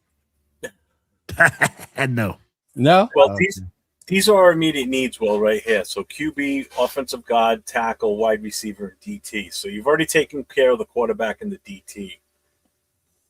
I'm looking at wide receiver next, honestly. Wide receiver and offensive lineman. Actually, Tanner, if Will took Simpson and we have Cousins, you can wait for Marshall Manning. Yeah. Based on who we have in the quarterback room at this point. Yeah. For those of you who don't know who Marshall Manning is, he's the next Manning height. Apparently, he's even better than Arch. Yeah. Oh, there goes Pregnon. Is he? Oh, okay. Oh, yeah, Emmanuel Pregnon. So you're looking at receiver or O-line, huh, Will? Yeah, that's where I'm like, what's best left on the big board? Okay. I might even move up here soon. I'm like, let them know. Let them know, bro. This would be your time. Mm-hmm. Let's see what the Eagles want to tangle at 54. Okay. Is there someone in particular you're looking to take at 54 that you want to trade? Let me see what the wide receiver. Can you pause it and see what the wide receiver situation is and offensive line is? Offense. I don't know why this is so goddamn slow. It's the ads, bro. The ads do it. And then probably a lot of people are doing mocks right now too, Jeff. Yeah. on? That and all that Asian Shiva? porn you have on your computer's hard drive. I shut that down. Oh, okay. These are the wide receivers that are left. Ted Hurst is a good one for here. Skylar Bell's another good one. Jacoby Lane's still there. Zachariah Branch, Surratt. These are a reach right now at this point. Yeah. Hurst, you could definitely do in this range. I don't know enough about Williams. I've just heard a lot about him. Hurst, Bell, are the two main ones that I heard more about. You want to look at tackle or guard too? Yeah, tackle. Tackle. Yeah, I want to see right tackle. So this is the kid from Northwestern is good. Yep. Cronauer, Shelton, Isaiah World. You can get World later. We did that last time. I've been getting him a lot too, Bowery. So if we look at the guards. Yeah, there's nothing that I want to move up for right now. Okay, let it go. Let it go, Jeff. Let her run. All right. Restart. Resume. You almost restarted. Well, it would have asked if you are you sure? It wouldn't have just okay. I would have been like, and that was the show for today. Yeah. I mean, at 65, if you want to wait, if he's still there, you can have it. Take a shot at Dunker. That's for sure. He may still be there. Jadarian Price. Fuck. The Steelers would land Jadarian Price, bro. That would be so. And Lee Hunt is still there right now. Yeah, like I think First just went to the Eagles, the team you were looking to possibly trade with. Yeah, that's Peyton's kid. He does look just like him too. I saw him. I was like, damn. Lewis says Antonio Williams. Nothing is a reach these days. The team will reach for a wide receiver, cornerback, tackle, guard, tight end, linebacker, quarterback. Notice how Jaw left out quarterback.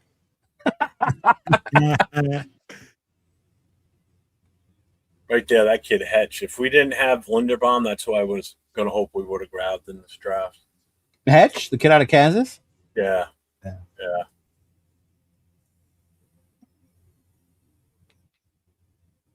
That's the kid everybody's making fun of because he had a big ass. Yeah, Jeff said that recently, that Lee Hunter's been dropping in a lot of that's why some people don't want to. Right?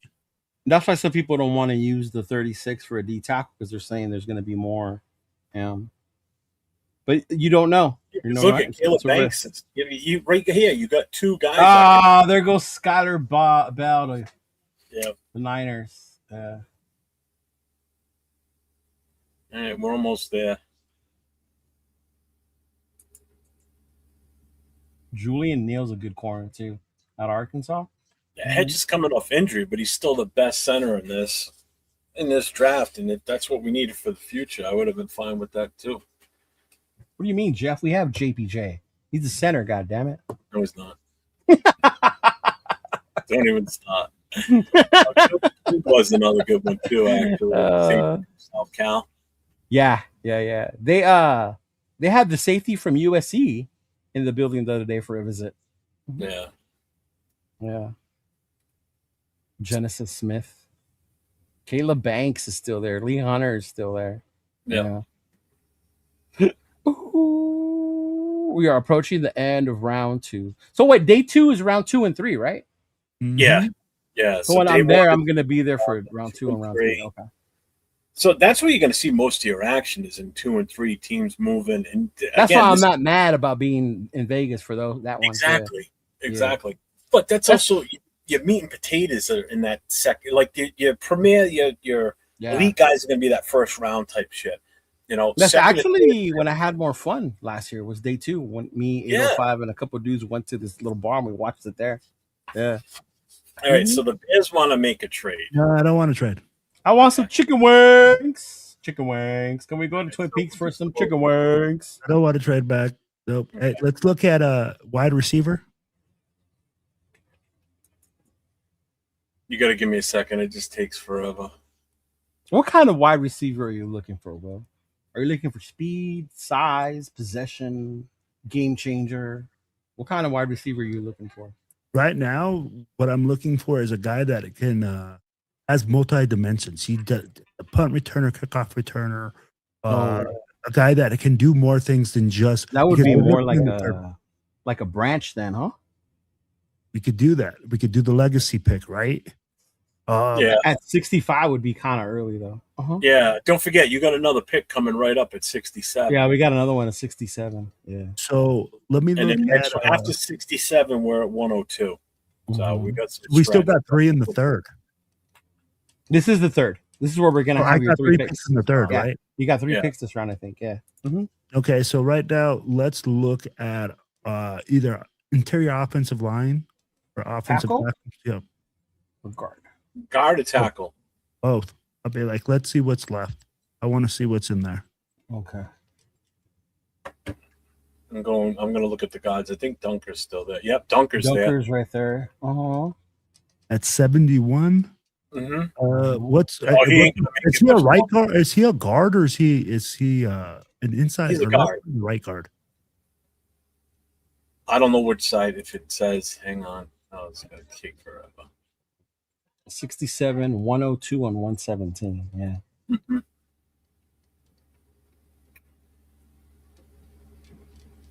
It was a big boy out of Iowa. You like them Iowa boys? Yeah, 6'5", 319. Good lineman. No, they do. Old school offensive lineman. That's all I hear about Dunker. Let's pick up Baby Jeff. So we're gonna take Dunker. Yeah, we're taking Baby The Jeff. left guard. All right, He wants him. All right. there we go. Dunker. Let's look at the tackles too while we're here. Josh said he's the left guard. You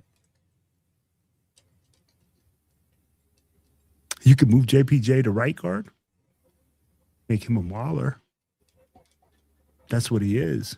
He's your mauler. Your mauler.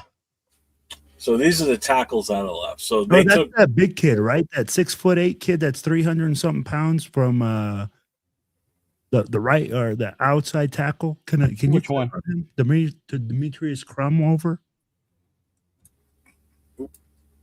Bengals want to trade. Fuck them.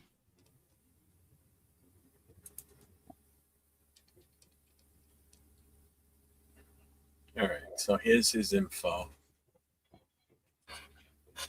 He's 6'7", 319 pounds. So he's the same weight as Dunaker, but he's 2 inches taller. Jesus, he looks like Oba. Oba. Oba. Oba. Oba. Fuck Brock Lesnar. These are the guys that he's compared to. Josh says, crown over is him. I can't believe he's still there. At right tackle. We're only going after the third round pick because we did it in regular speed. We go all 7, we'll be here forever, bro. Yeah. And we're gonna wait till wide receiver to 102. That's your next pick. You know after what? this. No, bro. I'm gonna prioritize offensive. Or what? Wait, is that it? After this, you have 102. That's your next pick. Mm-hmm. And what's branch supposedly like number Late at? third, early. Yeah, late in the third, which would be. Well, what's his number? Like in the board, it's like 80 something. That's why I said don't really pay attention to those because you saw Lee Hunter was. Because then that's gonna let me know that he can drop into the later third round. Yeah. Where I can still scoop him up later. Yeah. So let's go offensive tackle. Okay. Because I already dressed guard, so we're gonna go guard and tackle. Okay. So obviously I'm not I spicy. like that. I like that a lot. I like it better than last year's. That's for sure. Well, I'd be like right now. Last year it was Jack Besh in the second, and then in the third we took Grant and Rogers. Yep. And And Porter, yeah. And Porter was Porter. in the fourth, yeah. Was in the fourth. Thornton was the fourth rounder. Yeah. Jaw's happy. He says he's him. He cannot believe he was there. Yeah. Yeah. Any of these, We're not doing this on slow again. That's for damn sure. No. I just wanted to see about the when you can move up a trade. Yeah. Yeah. Yeah, if we do it on fast, we could do a 7 rounder like real quick on the next one if we don't trade. Roll right through it. The only trades you would be able to get in is and that's Washington. another kid I wanted to get too. Fuck, Mike Washington. That's another bang A bang. running back in the third? Like, no, I wanted to get him. Like, I didn't Yeah. say that I want like in the third, but that's a kid that I see a good possible. I like him. You He's would a- have hoping he was slid further down. Yep. Oh. Oh, there goes Ramsey. That's a good pick right there too. Lee Hunter and Caleb Banks are still there. That's crazy, bro. I think I did a draft the other day where I've been able to get Banks in like the 4th round. Yeah, Sacktown. That would be pretty cool, though. It would be very. Oh, there goes nostalgic Hunter. for Hunter him. just went If you were Washington. to draft Branch and give him number 21, yeah, that would be pretty nostalgic for him. Us old school guys love every minute of that. Well, yeah, because you wouldn't have to buy another jersey. True. Yeah. Are you sure that jersey still fits, Jeff? I don't have a Cliff Branch jersey. Oh, bro, the last jersey Jeff bought was Gallery. Robert Gallery. Remember? Yep. Oh, that's I right. still have it. It's hanging in the closet. Never see it on me. His newest one is a custom one that I made for him. It's Yeah, I saw that one. Yeah. 401 Raider Jeff, fucking big Mhm. sexy. Right Yeah. here. Right here. Dun, dun, dun.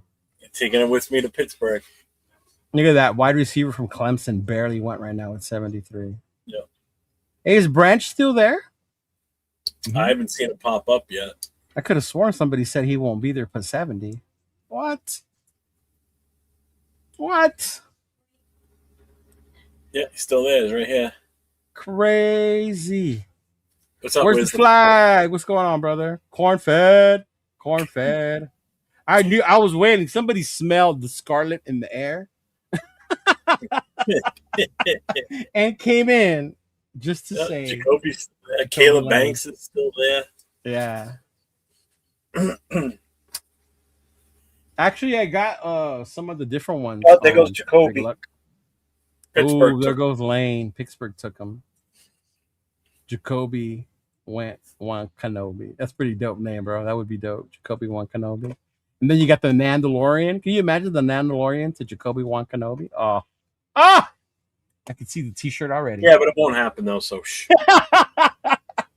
Stop that, right? I could see, I'm thinking product, bro. I'm thinking product, right? Yeah, you're thinking products, but you got to will it into existence. Then I already have like this amazing shirt I'm gonna make, but it all stems on us drafting Mendoza.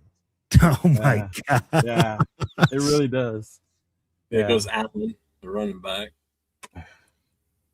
Checking in before I gotta clock in. Hey, thank you, man. Thank you for checking in, big dog. Appreciate you. Yeah. That would be a pretty sick ass shirt too, though, right? The Mandalorian and Jacoby Wan Kenobi. Mm-hmm. No, it's stupid. Stupid idea. I can just type it in real quick. Have AI put him in Star Wars attire. No.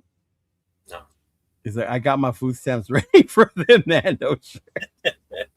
Hey, bro, I'm gonna have to double it. This is the last time we do this on medium speed because this is taking forever.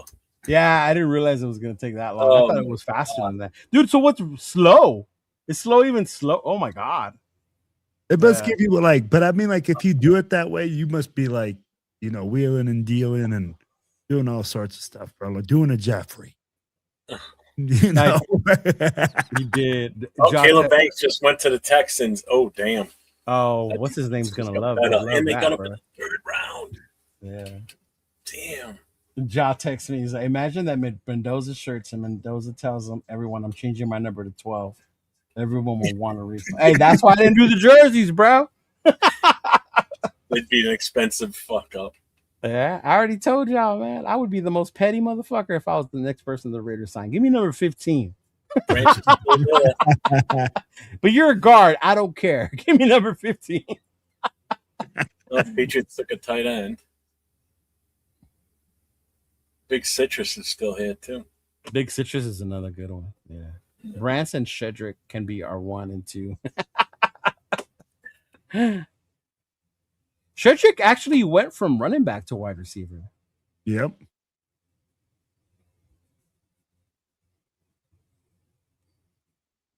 Yeah, Jaw, that would be funny.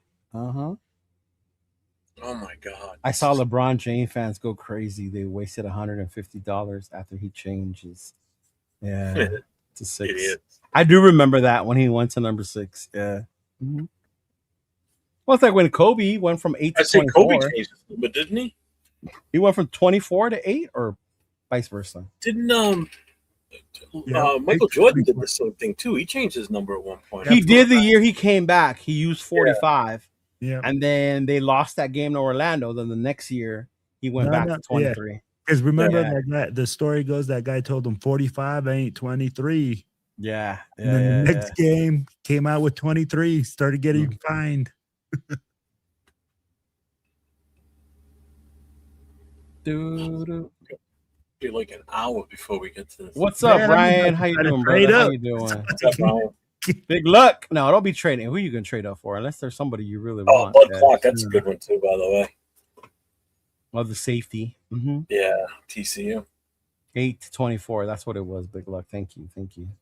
That Bryce Lance kid, I heard pretty good things. I'm like, how much? North Dakota State. You want one of those?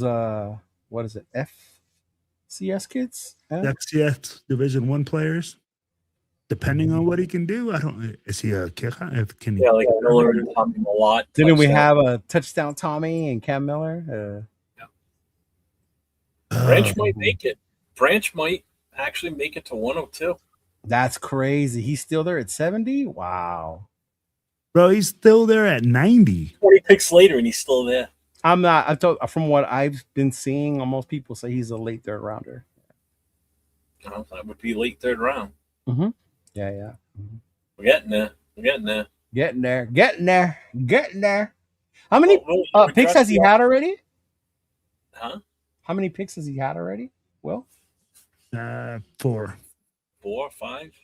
Look, I think it's 5. No, look at it again.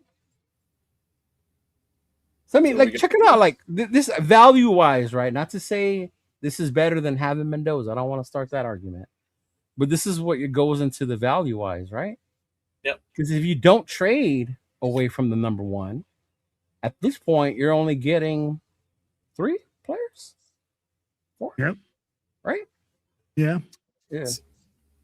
Mm-hmm. And you're going to end up with 5 after the first 3 rounds. Yeah. All right, so you got Reese, McDonald, Simpson, Dunker, and Cronauer. That's 5. You're going to end up with 6. So players. You got your edge. You got your defensive tackle that we needed, the nose tackle. Got max help. Yep. We got the quarterback. We got the offensive guard. We got the offensive tackle. Yeah. Now looking for an offensive playmaker. Yep. Brian Parker. Offensive center, the center out of Duke. Okay. True. There goes another tackle. Still there. Surratt's there too. I would take Branch over the Surratt though. Why? Curious. Because we don't need Indiana players now. the Indiana player side, obviously he was a big target for Fernando. We're not drafting Fernando, so no. What's up, Mike G? There went Branch at 95. Damn it, to the Patriots of all fucking teams. Patriots. Motherfuckers. Yeah. All right, so let's look at the wide receivers then. See what else is there. Right. Michael Guerrero, what's up, brother? Just pray, baby. Just pray. Yes, sir. Salute. Not on this draft board, but yes. I bought a 6 bronze jersey the offseason before he changed it back. Damn it, 7 picks away and we could have got him. Fuck. Yeah. Damn it, Will, you're supposed to move up. He said, nah, I'm not moving up no more, remember? Yeah. Yeah, I was going to see if he falls. I'm like, if it is what it is. Patriots said, okay, Jeff, we got you. We going to take Branch. We'll start looking at what receivers are left or who. That's what I'm doing right now. Want. Big Will. Yeah. I see Surratt's there. So this is what's here. Surratt. Malachi Fields. Malachi Fields would be a reach in the 3rd, though. Thompson, Kendrick Law, Malik Benson, Malachi Fields. I would love Malachi Fields. Mm-hmm. Stribling, I've heard a lot of good things about him lately. I've heard a lot of people hyping him. I'm not gonna go go up. We might have to go with Surratt. Ew. Ugh. Hold on here. We really sticking to position, huh? From Mississippi. You want to look at running backs? See, this is what happens when you draft by need, people. Not bad. Yeah. Go running back. You got Claiborne, Black, McGowan, MB. You know what? Who's in the corner room? Oh, now we're talking. Now we're talking. Now we're talking, Will. Let's see. I think those big citrus just went out. Oh, Romello Height just went too. 99, 100. Who you got in the corner? Switch over. All right, our picks up next. I know, right, Mike Fields? You want corner? Right? Imagine passing on Mendoza and then taking his receiver. That would be diabolical. Yeah. That would be funny. Casey one is Takario Davis from Washington. Massis, I've heard good things about from Cal. Do you want to look at safeties too? Yeah, look at safeties too. Yeah, you have to. I mean, like linebackers as well. Linebackers too. Ooh, Wheatley. Wheatley's a good one, bro. You look at linebacker as well. Yep. Where's Nate? Nate, how do you feel about Wheatley? Mm-hmm. What's up, Butterbean? Where's our scout? I need our scout's opinion. Where's my Gruden? Our next pick is 117 after this. So, I mean, Kyle Lewis from Pitt may still be there. If the next pick is 117 after this, you might be able to get Malachi at 117. So if you want to go corner or safety or linebacker, you can do it. I like the safety out of Penn State. Mm-hmm. I'm phoning a friend. Where's fucking Nate? Nate, I need your evaluation ASAP.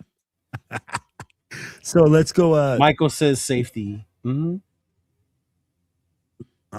Let me. Can you click on his measurables? For who? Wheatley? Yeah. Right. I was thinking the same thing. Today was the first day I heard Brian Stark talk. At least when I'll be rated. Nate said Wheatley is a good player. Knock on wood if you're with me. Curious too. All right. Let's do to the draft room in the league looks like, right? Yeah. 6 foot. Wow, you're tall. Is he the one that had the Cam Chancellor comparison? Doesn't say. No. No, it doesn't give me that option. It doesn't give a comparison. LV says, boom. Butterbean keeps saying Davis. I like Davis. He's got good range and should be able to immediately play for us. Yeah. Mm-hmm. Yeah, let's do it. Let's get the safety Wheatley. All right. Josh says safety.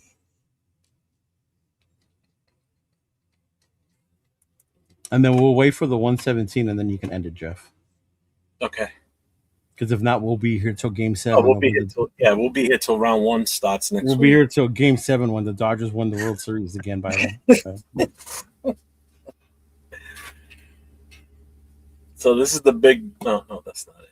That's not the big board. Yeah. No, it's not. Yeah, go to the big board. Yeah, trust me, I've clicked on it. I'm just waiting for it to load.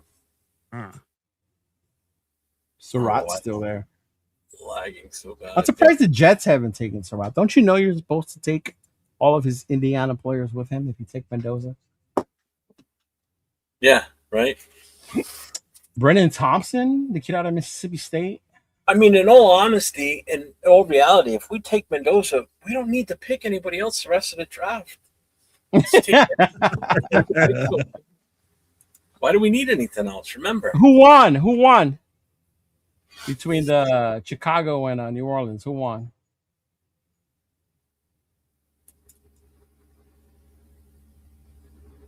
D-Mokes, what's going on? No kicker, F-.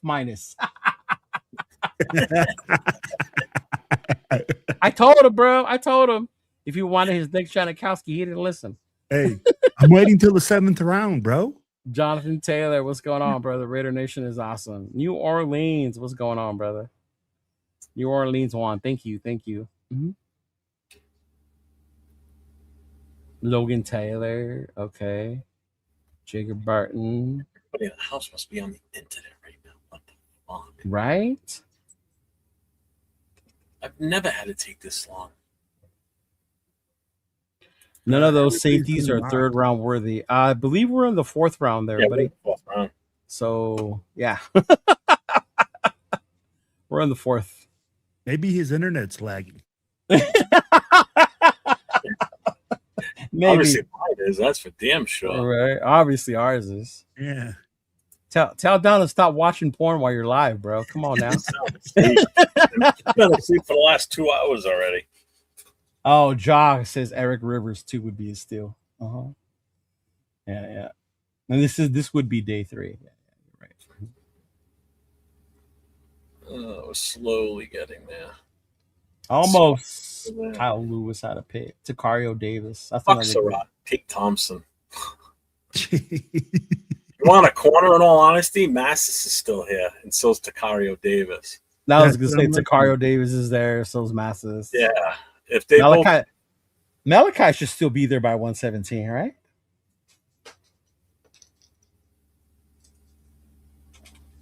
Or did we miss him getting picked? No, he's right here. Fields 130. There it is. Okay. Yeah.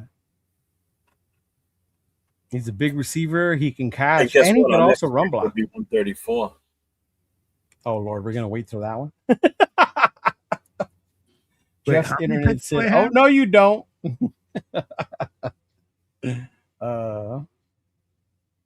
Wait, what round is this again? 4th? 4. We're in 4. This is all my bullets in the 4th round, right?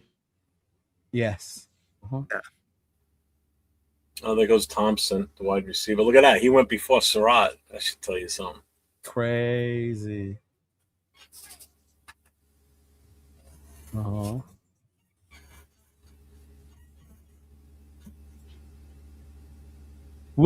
went with the offensive lineman earlier than we did.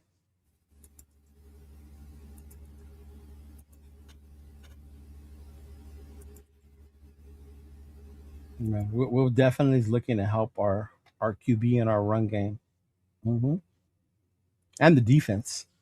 Yeah, dude, would you add it to the defense? Is nasty work, big dog.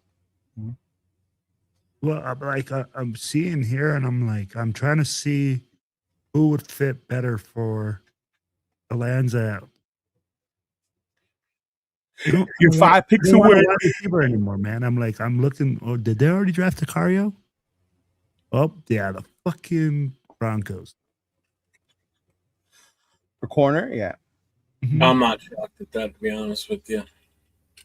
Page.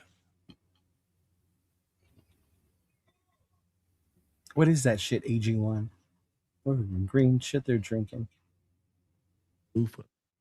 I don't know. I can't even click on it to close it out. Nah, don't. All kinds of shit's gonna pop up. Oh, I thought you maybe really click on it. Like, no. No, I couldn't get the X. It was off my screen. Oh, okay. Oh my God. Desmond Claiborne out of Wake Forest. What running backs are left, Jeff? Oh, for the love of God, you're really gonna have me go there? I mean, we have 3 picks to wait. Well, Will makes his decision. It's gonna take all 3 picks before it loads up. Did you say the weather was a little crazy? Yeah. Yeah. Oh, think about it. In all honesty, if you look at the team needs, you filled every need except for wide receiver right now. Julian Neal was another cornerback that there goes Massis went to Baltimore. Fuckers. Oh, Julian Neal, Butterbean. I've heard Julian Neal. Mm-hmm. Here's your running backs. Claiborne from Wake Forest, Keelan Black, McGowan, Singleton, Hemby. Remember, we said no Indiana players. Yeah. Here's the guy you guys took the other day. Where is he? Moss? Oh, wait. Did he go? Oh, there he is right here. Le'Veon Moss. Yeah, we took him later. You're up now, Will. All right, Wilfredo. Kind All of right, your what do we got? last selection of the Let's day. see here. What do we got on the big board? Big board, big board. Big board. Okay. Julian Neal. Mm-hmm. Wow. Okay. Damian Clay. Hasn't come through yet. No, those are the running backs, bro. Yeah. Oh, it still has an update.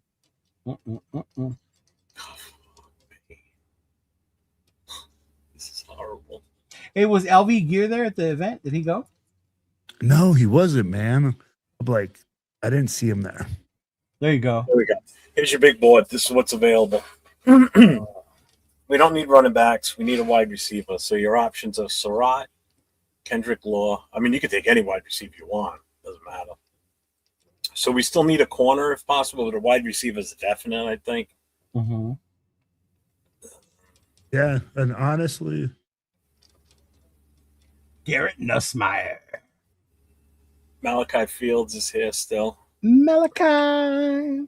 No, we got storms going on right now, so I think it's fucking up with everything.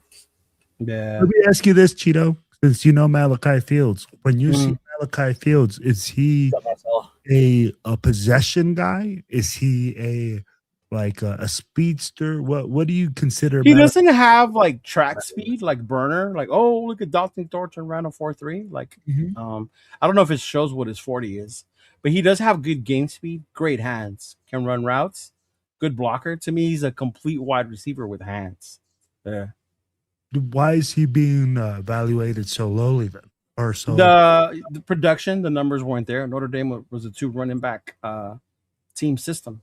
You had Jadarian Price and Jeremiah Love, right? So the majority were that, runs. Yeah, that makes sense. So that makes him undervalued then. Because you didn't see much from him as far as stats go. You look at his numbers; they're very underwhelming for a receiver of his size, things of that nature. Yeah. Later, Butterbean. Have a good night, brother. Would he be considered later, brother? Peace out.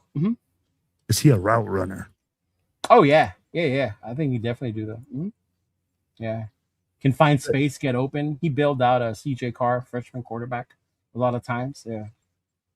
So you guys had a freshman quarterback this year? Yeah, CJ Carr. Yeah. Then yeah, I'll take a shot on Malachi Fields at this spot now. Dude, Yeah. Let's go. There it is. Marcela, what's going on? Thank you tuning in. I need to get together this year. We say that every year, girl. All right, now end this shit, Jeff. Yeah, I'm pausing it. Uh-huh. Good Lord. I wish I could speed it up to do the rest because right now it's not going to give us a grade, unfortunately. Yeah. No, that's cool. Yeah. So we're not Let me just look at what Will got, though. I just want to see what Will got. Yeah. Yeah. Let's see. Because this is only the 4th round, right? There's still the 5th, and the 6th. So this is what Will did. So in the first round, we traded out a number 1, and we moved back to number 3. We took Avril Reese. Then at number 34, which was part of the trade, we got Caden McDonald, Ty Simpson with our original 36. Right. Then with the trade we made, we got Dunker with the 65. At 67, we covered the offensive tackle with Crownover. Right. 102, we took the safety Wheatley from Penn State. And with the 117, we took with the 117, fucking scroll by. We took Malachi Fields. And we got Arizona's 1st and 2nd next year, right? Next year, correct. Yeah. Correct. Good job, Will. That's not a bad draft, bro. No, it's not.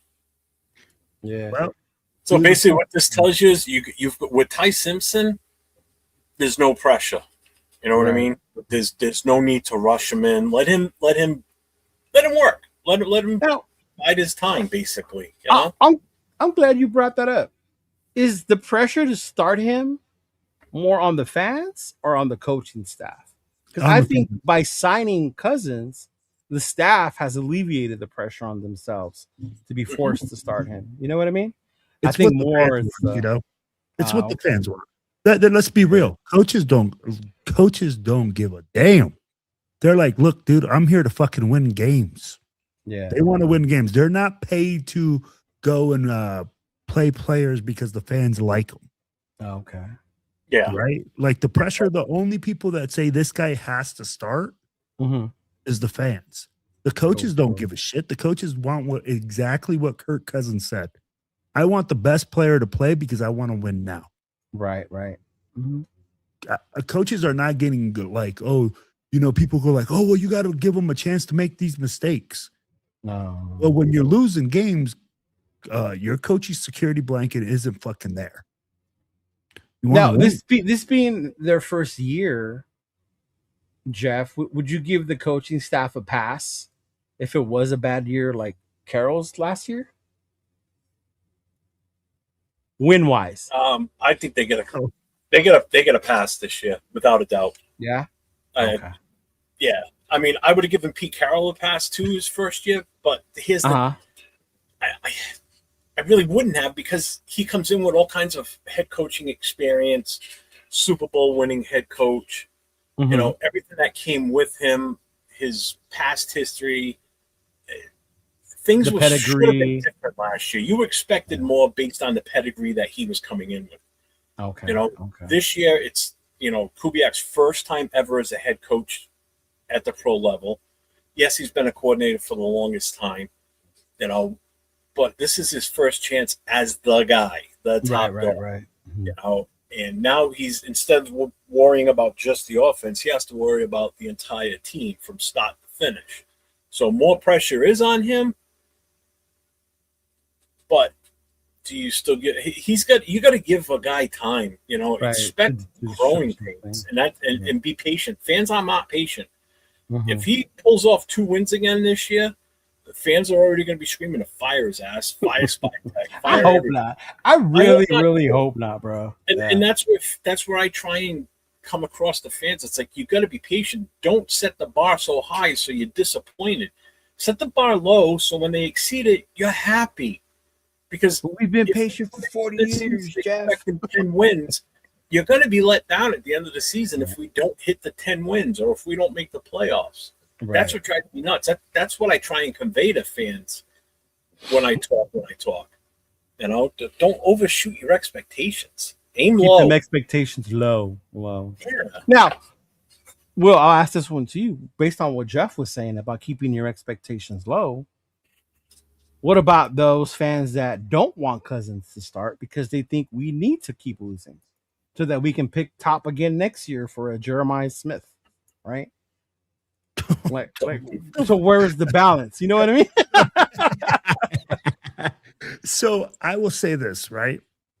I'm like, you can't go and make a culture of winning by trying to lose. Right? You as a coach would say, I would say this as a coach. Hey, shout out to Sack Blackout. Make sure you follow them. While I know that we'll struggle next year, what I don't care about the wins and losses. What we care about is establishing a culture, establishing that our organization isn't fucked up from the bottom all the way to the top. Cool. Let's be honest. With last year's total shit show from the top down, we need to see this organization at least make those strides in the right direction that they are showing correct so far. You see, like you said, Cheeto, Spytech loving with his people, working with his guys. There's no 2 separate fucking draft boards. There's no disorganization at the top. They're both looking at the same mission. They're both looking at the same thing, and they're working together in order to freaking accomplish what we want to accomplish. Right. Which is to be a better team, which is to get better players, which is to establish that winning culture. So like Jeff said, wins and losses don't fucking matter next year. What matters is the way that we win or we. If we go in there and we get blown out and we look like the fucking Philly or like that Philly game all next year. Oh God, yeah, we were so outmatched in that game. then you have some serious issues. Right. Obviously, they look totally unprepared. Yeah. When you go watch the film, I think they showed a part where one of the Philly linebackers moved to the edge, and then they were showing what the O-line should have done. And like there was no communication from anybody on that line. Right. It was horrible. Yeah. So honestly, we need to see, while wins and losses are going to come and go, we need to see those movements in the right direction, bro. We need to see organization. We need to see fucking our team compete. Right. Like you said, Cheeto, you went to Houston last year. We didn't even feel bad that we lost. No, we did not. No, we did not. Bro, we were like, hey, man, we freaking lost. Well, it was a good fucking game. Yeah. We can live with that. It's true. And I think next year, if we get a lot of those games, then we're in the right direction, bro. What'd you say, Jeff? I said, glad you guys got to see a good game and you didn't have to freeze your ass off. Bro, trust me. I didn't freeze my ass off, but I was at the game in New Orleans when we didn't get past the 50-yard line. Yeah. I was at that one, big dog. Yeah, again, it was. So if it was raining, snowing, whatever, you were good. You know? Yeah, that was a horrible game. That was my worst experience going to a game ever, weather-wise. Actually, weather-wise in the team. You know. Let me ask you this, guys, both of you guys, because we're both Raiders fans, and I know that all of us are Raiders fans, and all of us see this Mendoza talk, right? Remember that? Huh? Yeah. Mm-hmm. Oh, so sorry. I thought Jeff was saying something, but he froze up on my side. No, there was only one player that started all 17 games on that line. Yeah. Mm-hmm. So let's talk about this, right? If Mendoza was to realistically come, how much does one player affect the win and loss column? I think it does if it's the right guy. Don't get me wrong. Like, I hear what you're saying. It's still a team game. But if you have that one player who can elevate or take the system or the team to the next level, those guys can do it. The prime example, as much as I hate him, is Mahomes. Right? They were mid. They were chilling. They were chill with Alex Smith. They were going to be where they were going to be. When Mahomes got in there, it was like, holy shit. And that one player elevated that team. Mind you, the core of that team was built already. Already there. That's the difference, right? When you look at our team, is our core built? Yeah. No, we don't even know what we are. That's how we keep saying, be patient. Yeah, exactly. Yeah. So are we a running team? Are we a Kubiak system? He's gonna figure out how to get people open team. Are we a defensive team this year? Right? Are we gonna fucking be this crazy animal defensive team? Yeah. It's this Philly.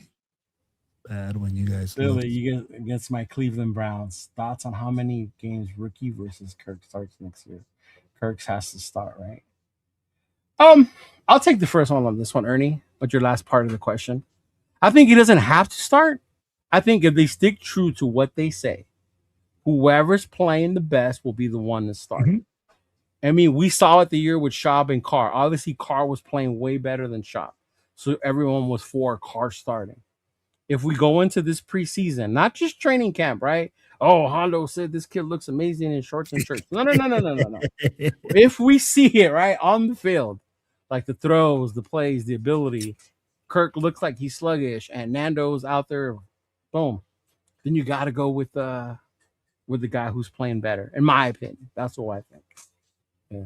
Well, we got to have Fernando on the team in the first place. So. Well, I mean, yeah. But based on his question. Go ahead, Team treat back. I'm right there with you, Cheeto. Honestly, I'm like, bro, at the end of the day, it's not about bro, we're paying fucking Kirk Cousins $11.3 million.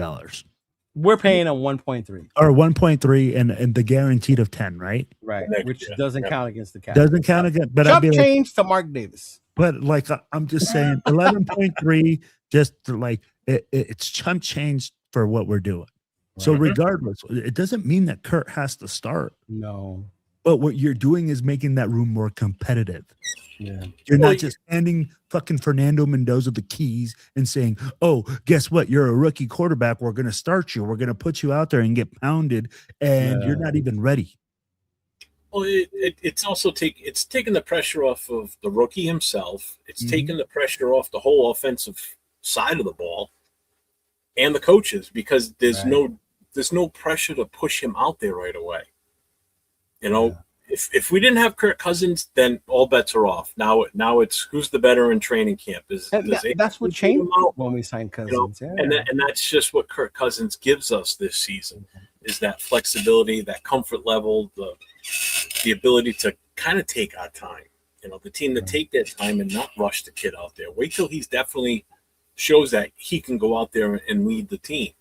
Plus, and win and not look like not get killed either. That's why I said let Cousins be the punching bag until we know what this offensive line looks like. Because as of right now, offensive line is still based on last year. I don't care. Even with Linderbaum here, because you have no clue what they look like yet. Nobody.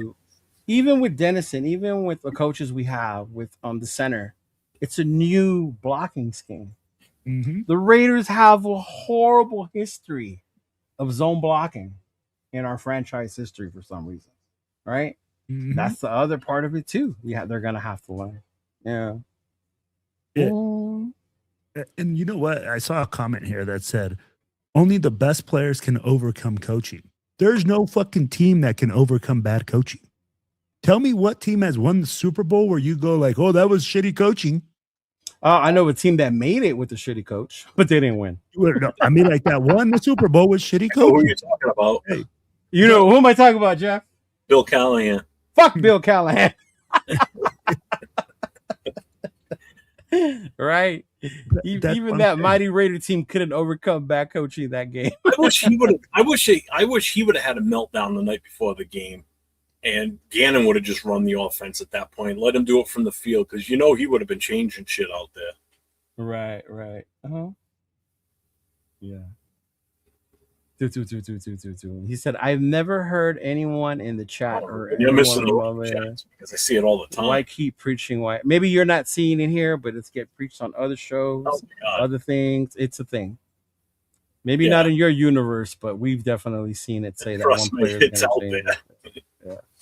Yeah. There's a reason they call him the savior. Yes. Oh my gosh. Yeah. Well, yeah. Hey, Will, good job, bro, on your draft. We should have left it at fast so you could have finished the thing. But I think you did really good on a trade back and showing how value means when we're talking about trade back and value, as opposed to we just don't like them, so move back. Right? You got value out of those picks. Yeah. Not only did he get value, if you look at what he did with what he picked, you changed the identity of this team with those players, to be honest with you. Mm-hmm. You really did. Right. You added extreme starting depth to that defense between the edge rusher, who could probably come in and be an immediate starter right away. You can kiss Tyree goodbye. You won't see Kuntz as much, more than likely. And Snowden would. Those two guys are going to be rotational at best at that point. If Bailey works out, Reese works out as good as he should, and then you followed up with the safety. Right. I mean, you can't go wrong with that one either. Well, like I'll tell you guys this, right? Jeff has brought up Max Crosby being traded and Max Crosby leaving, right? And that has me thinking, Max Crosby only has 3-4 years left. But this young nucleus of 25 through 28-year-old, we're going to need a new young dog pile of young pups. With the dudes you added, that's why I said you got help from Max. Yeah, with the first couple picks you made. Yeah. And that's what we're doing. We're alleviating the stress so that way he can get his rotational pieces in and then going with his knee. You know what? You don't have to be in every play. I got another pass rusher to throw in there to alleviate this stress so that way you can do your thing. At the end of the day, guys, like I said, this team, man, needs so many things. Dodgers. There's so many ways to address this. There's so many. There's more than one way. Yeah. And regardless, at the end of the day, what this does, I think, with spy tech and this ability with AI and everything that's coming out, like you guys said earlier, what it's doing is preparing him for real things and seeing what he can really do and maximize the picks for the Raiders. Yeah. And you guys can see that there's going to be value later on in these rounds in certain position groups. So he might even pull a player earlier in earlier rounds because of these simulations. And say, hey, you know what? He did say they practice for every scenario. Every scenario. Yeah. You have to. You got to be prepared to change on the fly. Yeah. You know, if a player that you're really pushing for ends up getting taken right before your pick, now you better have a next plan up. Or if you want to trade back at that point, you got to have all that shit in order. If you don't, you're not prepared for it. Good God. I remember in Q had said in talking to who was our GM before Spytech? What's this guy's name? Telesco. Telesco had told him about that. You practice for every scenario. Da, da, da, da. Mhm. And the scenario of Brock Bowers being there at 13 popped up during their walkthroughs or whatever. You see, and without thinking, they saw him there. They remembered what they did. They rehearsed and walked right up and took Brock Bowers. Yeah. Mm-hmm. So anybody that got here late, I'm just going to read it off to you. This is what Will put together. We only did 4 rounds. We only went up to 117. Yeah. So he traded out of the number 1 with Arizona to the number 3. We got their first and their second round next year, and we got their third, the number 3 pick, and the number 34th pick in this draft. So he turned the number 3 pick into Arvel Reese. The 34th pick, he took Caden McDonald. With the 36th, our pick, he took Ty Simpson, quarterback. With 65, which was another pick that we got from Arizona, he took Dunker, the guy from Iowa. With 67, he took Crownover, the offensive tackle from Texas A&M. With 102, he took Zakee Wheatley, the safety out of Penn State. And with 117, the last pick that he took the wide receiver for Notre Dame, Malachi Fields. Was that 7 picks? 1, 2, 3, 4, 5, 6, 7. Yep. So that was 7 players in the top 120 17 players available in the draft. 24. That's pretty good, isn't it? Yeah. Yeah. And like I said, you changed the identity right there. Yeah. I mean, you brought in 2 really good offensive linemen. You brought in 2 great defenders. Yeah, you brought in a great defensive tackle, the nose tackle we need. You brought in a great edge with the number 3 pick. You grabbed that wide receiver that should be able to fall right into place here. And you brought a quarterback that they can hopefully build with for the future, where we won't have to draft a quarterback next year. And if you don't, there's no much about moving off on him, right? Yeah, because you didn't waste the first round pick on him. Yeah. Mm-hmm. But no, I'm sorry, not just the first round pick. You didn't waste the number 1 overall pick on him. There he goes. You had to throw that in there. You had to. Again. Hey, that's your opinion, and you're entitled to it. But that's what Will did, and a lot of people agree that it was a good draft. Wait. So I got a QB, but I didn't get a QB because you didn't get Mendoza. Yeah. What up, G fam? What's going on, man? Juan. If no Mendoza, let's tank. Man, they got people wanting to tank for Jeremiah Smith already, big dog. That's crazy to me. We haven't even drafted. And there's people talking about tanking anyway for Jeremiah Smith next year. My God. Crazy. Yeah, a particular guy with a shit ton of followers calling for it, too. It's a crazy world out there, man. But here's the thing, right?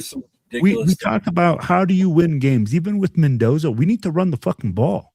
Mm-hmm. Right?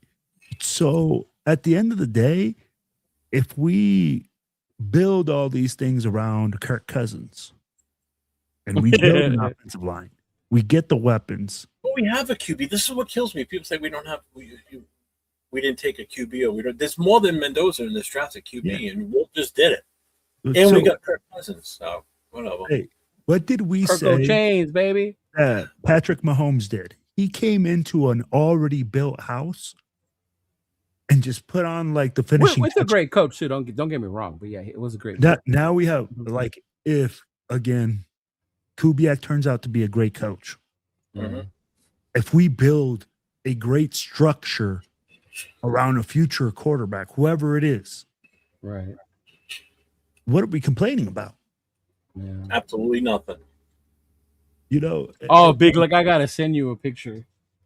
We just said Kirk Cousins is I don't think I sent them to you guys. Have you guys seen Mendoza's Esquire pictures? Yes, I did. You remember what I've been saying, and people don't want to believe, and say I'm just starting shit about what he looks. I'm saying.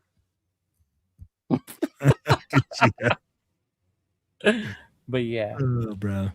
But anyway, Will, good job, brother. I'm glad you had fun. I wanted to get you to do a mock draft. We haven't done one with you, so that's why I told Jeff it'd be a good idea. Yeah, because when we started doing the show last year, it was already after the draft. So it was already after the draft. Yeah. No, and like I said, man, I'm like, there's so many ways to address it. Whether you do a draft or whatever, everybody's gonna have their opinion because this team is just that bad. We're the first pick in the draft for a reason, bro. Yeah, so whoever we select, it's gonna start somewhere. How were those 4 Super Bowl losses in a row? Right, and don't get me wrong. I wish we were in it every year, and then we're just choking the end too. But at some point, it's like you got to get over the hump. Mm-hmm. Yeah. Hey, he said glad to meet you. He was really glad to meet you. This oh, it was fun. Big luck, man. It was awesome. Where is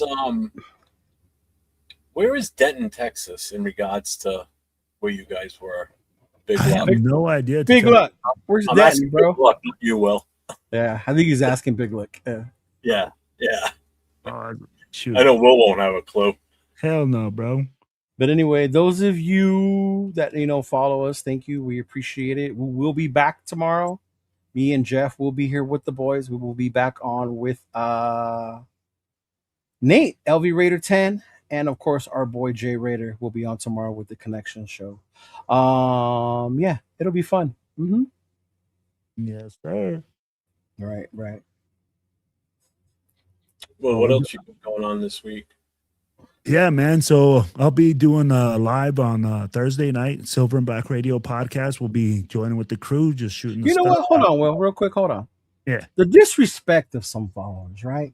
Just because we have our own thoughts. They think that they're mightier and higher than everyone else.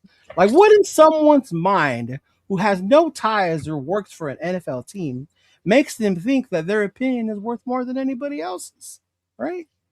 To me, opinions are all like assholes, right? We all have one, and some stink more than others, big dog. So I'm just saying, pretty disconcerting of you to think that your opinion will prevail more because, they're the ones that count. Although when their opinion tends to be with the consensus of the majority, it is what it is, right? Yeah. Go ahead, Bill. I'm sorry. Well, hey, Thursday night, I'll be doing the Silver and Black Radio podcast. We'll be doing it live, man. We're going live at 7 p.m. Pacific time. Then I'm doing a new show with an international football show with my former players, and I'm bringing guys on. We're calling it the Will and Vinny, or the Vinny and Will show. Vinny? Yeah, Vinny's a former player of mine that lives in Belgium. Oh, okay. He's played all over the world. So we are bringing in guys from that have played in Belgium and playing in the Netherlands, playing all overseas. So that way we can give people an inside look at what it is to play football overseas, the commitment and everything like that. So people can get a view of football worldwide, not just here locally, So we're starting that project, and we'll be releasing new projects every Friday. Right. So is Gravity higher on that side or something? Or right. What's that? Higher? Is Gravity different over there? What's the difference in football over there versus football? Well, I mean, think of it this way, Jeff. I'll break it to you the way I understand what he's saying. In a country where American football is not the main sport, access to playing, to training is different. That's why, like here with what we call soccer, right? It's different. Over in Europe, the access to training, the ability to build up with the club is more accessible than absolutely. It is in the US. Yeah. The infrastructure. I mean, like when you go, you really have to pay attention because you got to pay attention to your contracts that you sign because of the way that they're structured. I'd be like, everything like that is a lot different. When I go overseas, man, I have to make sure that everything's written into my contract. You have to verify that your passports and everything like that are good on your end, because there's a lot of stuff that people do, bro. And that's why J. Cole ended up only playing one game in Japan or China, wherever he was. There was an issue with his passport. He thought he was going to be there to play 3 games, and he was only there. He couldn't get the extension done, all that shit. He had to come back after 1 game. Yeah. That's crazy. Yeah, man, there's more to it. And then when you get Division I players playing with your neighborhood barber, kind of stuff. Yeah. No, that's only the toilet water, bro. That's only the toilet water. So, Will, you're our own Ted Lasso here, then. Oh my God, not Ted Lasso. Ted Lasso. Yeah. I love that show, man. I never subscribed to Apple TV. But when Ted Lasso was on, bro, I loved watching that shit. I'm glad my daughter had Apple TV, so I was like, this is great. I'm watching this shit. I binge watched it. I love it. Oh my God, hold on. What's Ted Lasso, man? I'm after hold on. For somebody who complains about being disrespected, you sure as hell love calling people out of their names, bro. I not once called you anything out of your name other than money check. But you love to play the victim, but it's cool. I'm just letting you know you want to continue. We appreciate your questions, your comments, your opinions, but don't be disrespectful. I'm not disrespectful. Don't be disrespectful. All right? That's all I'm saying. Continue, Will.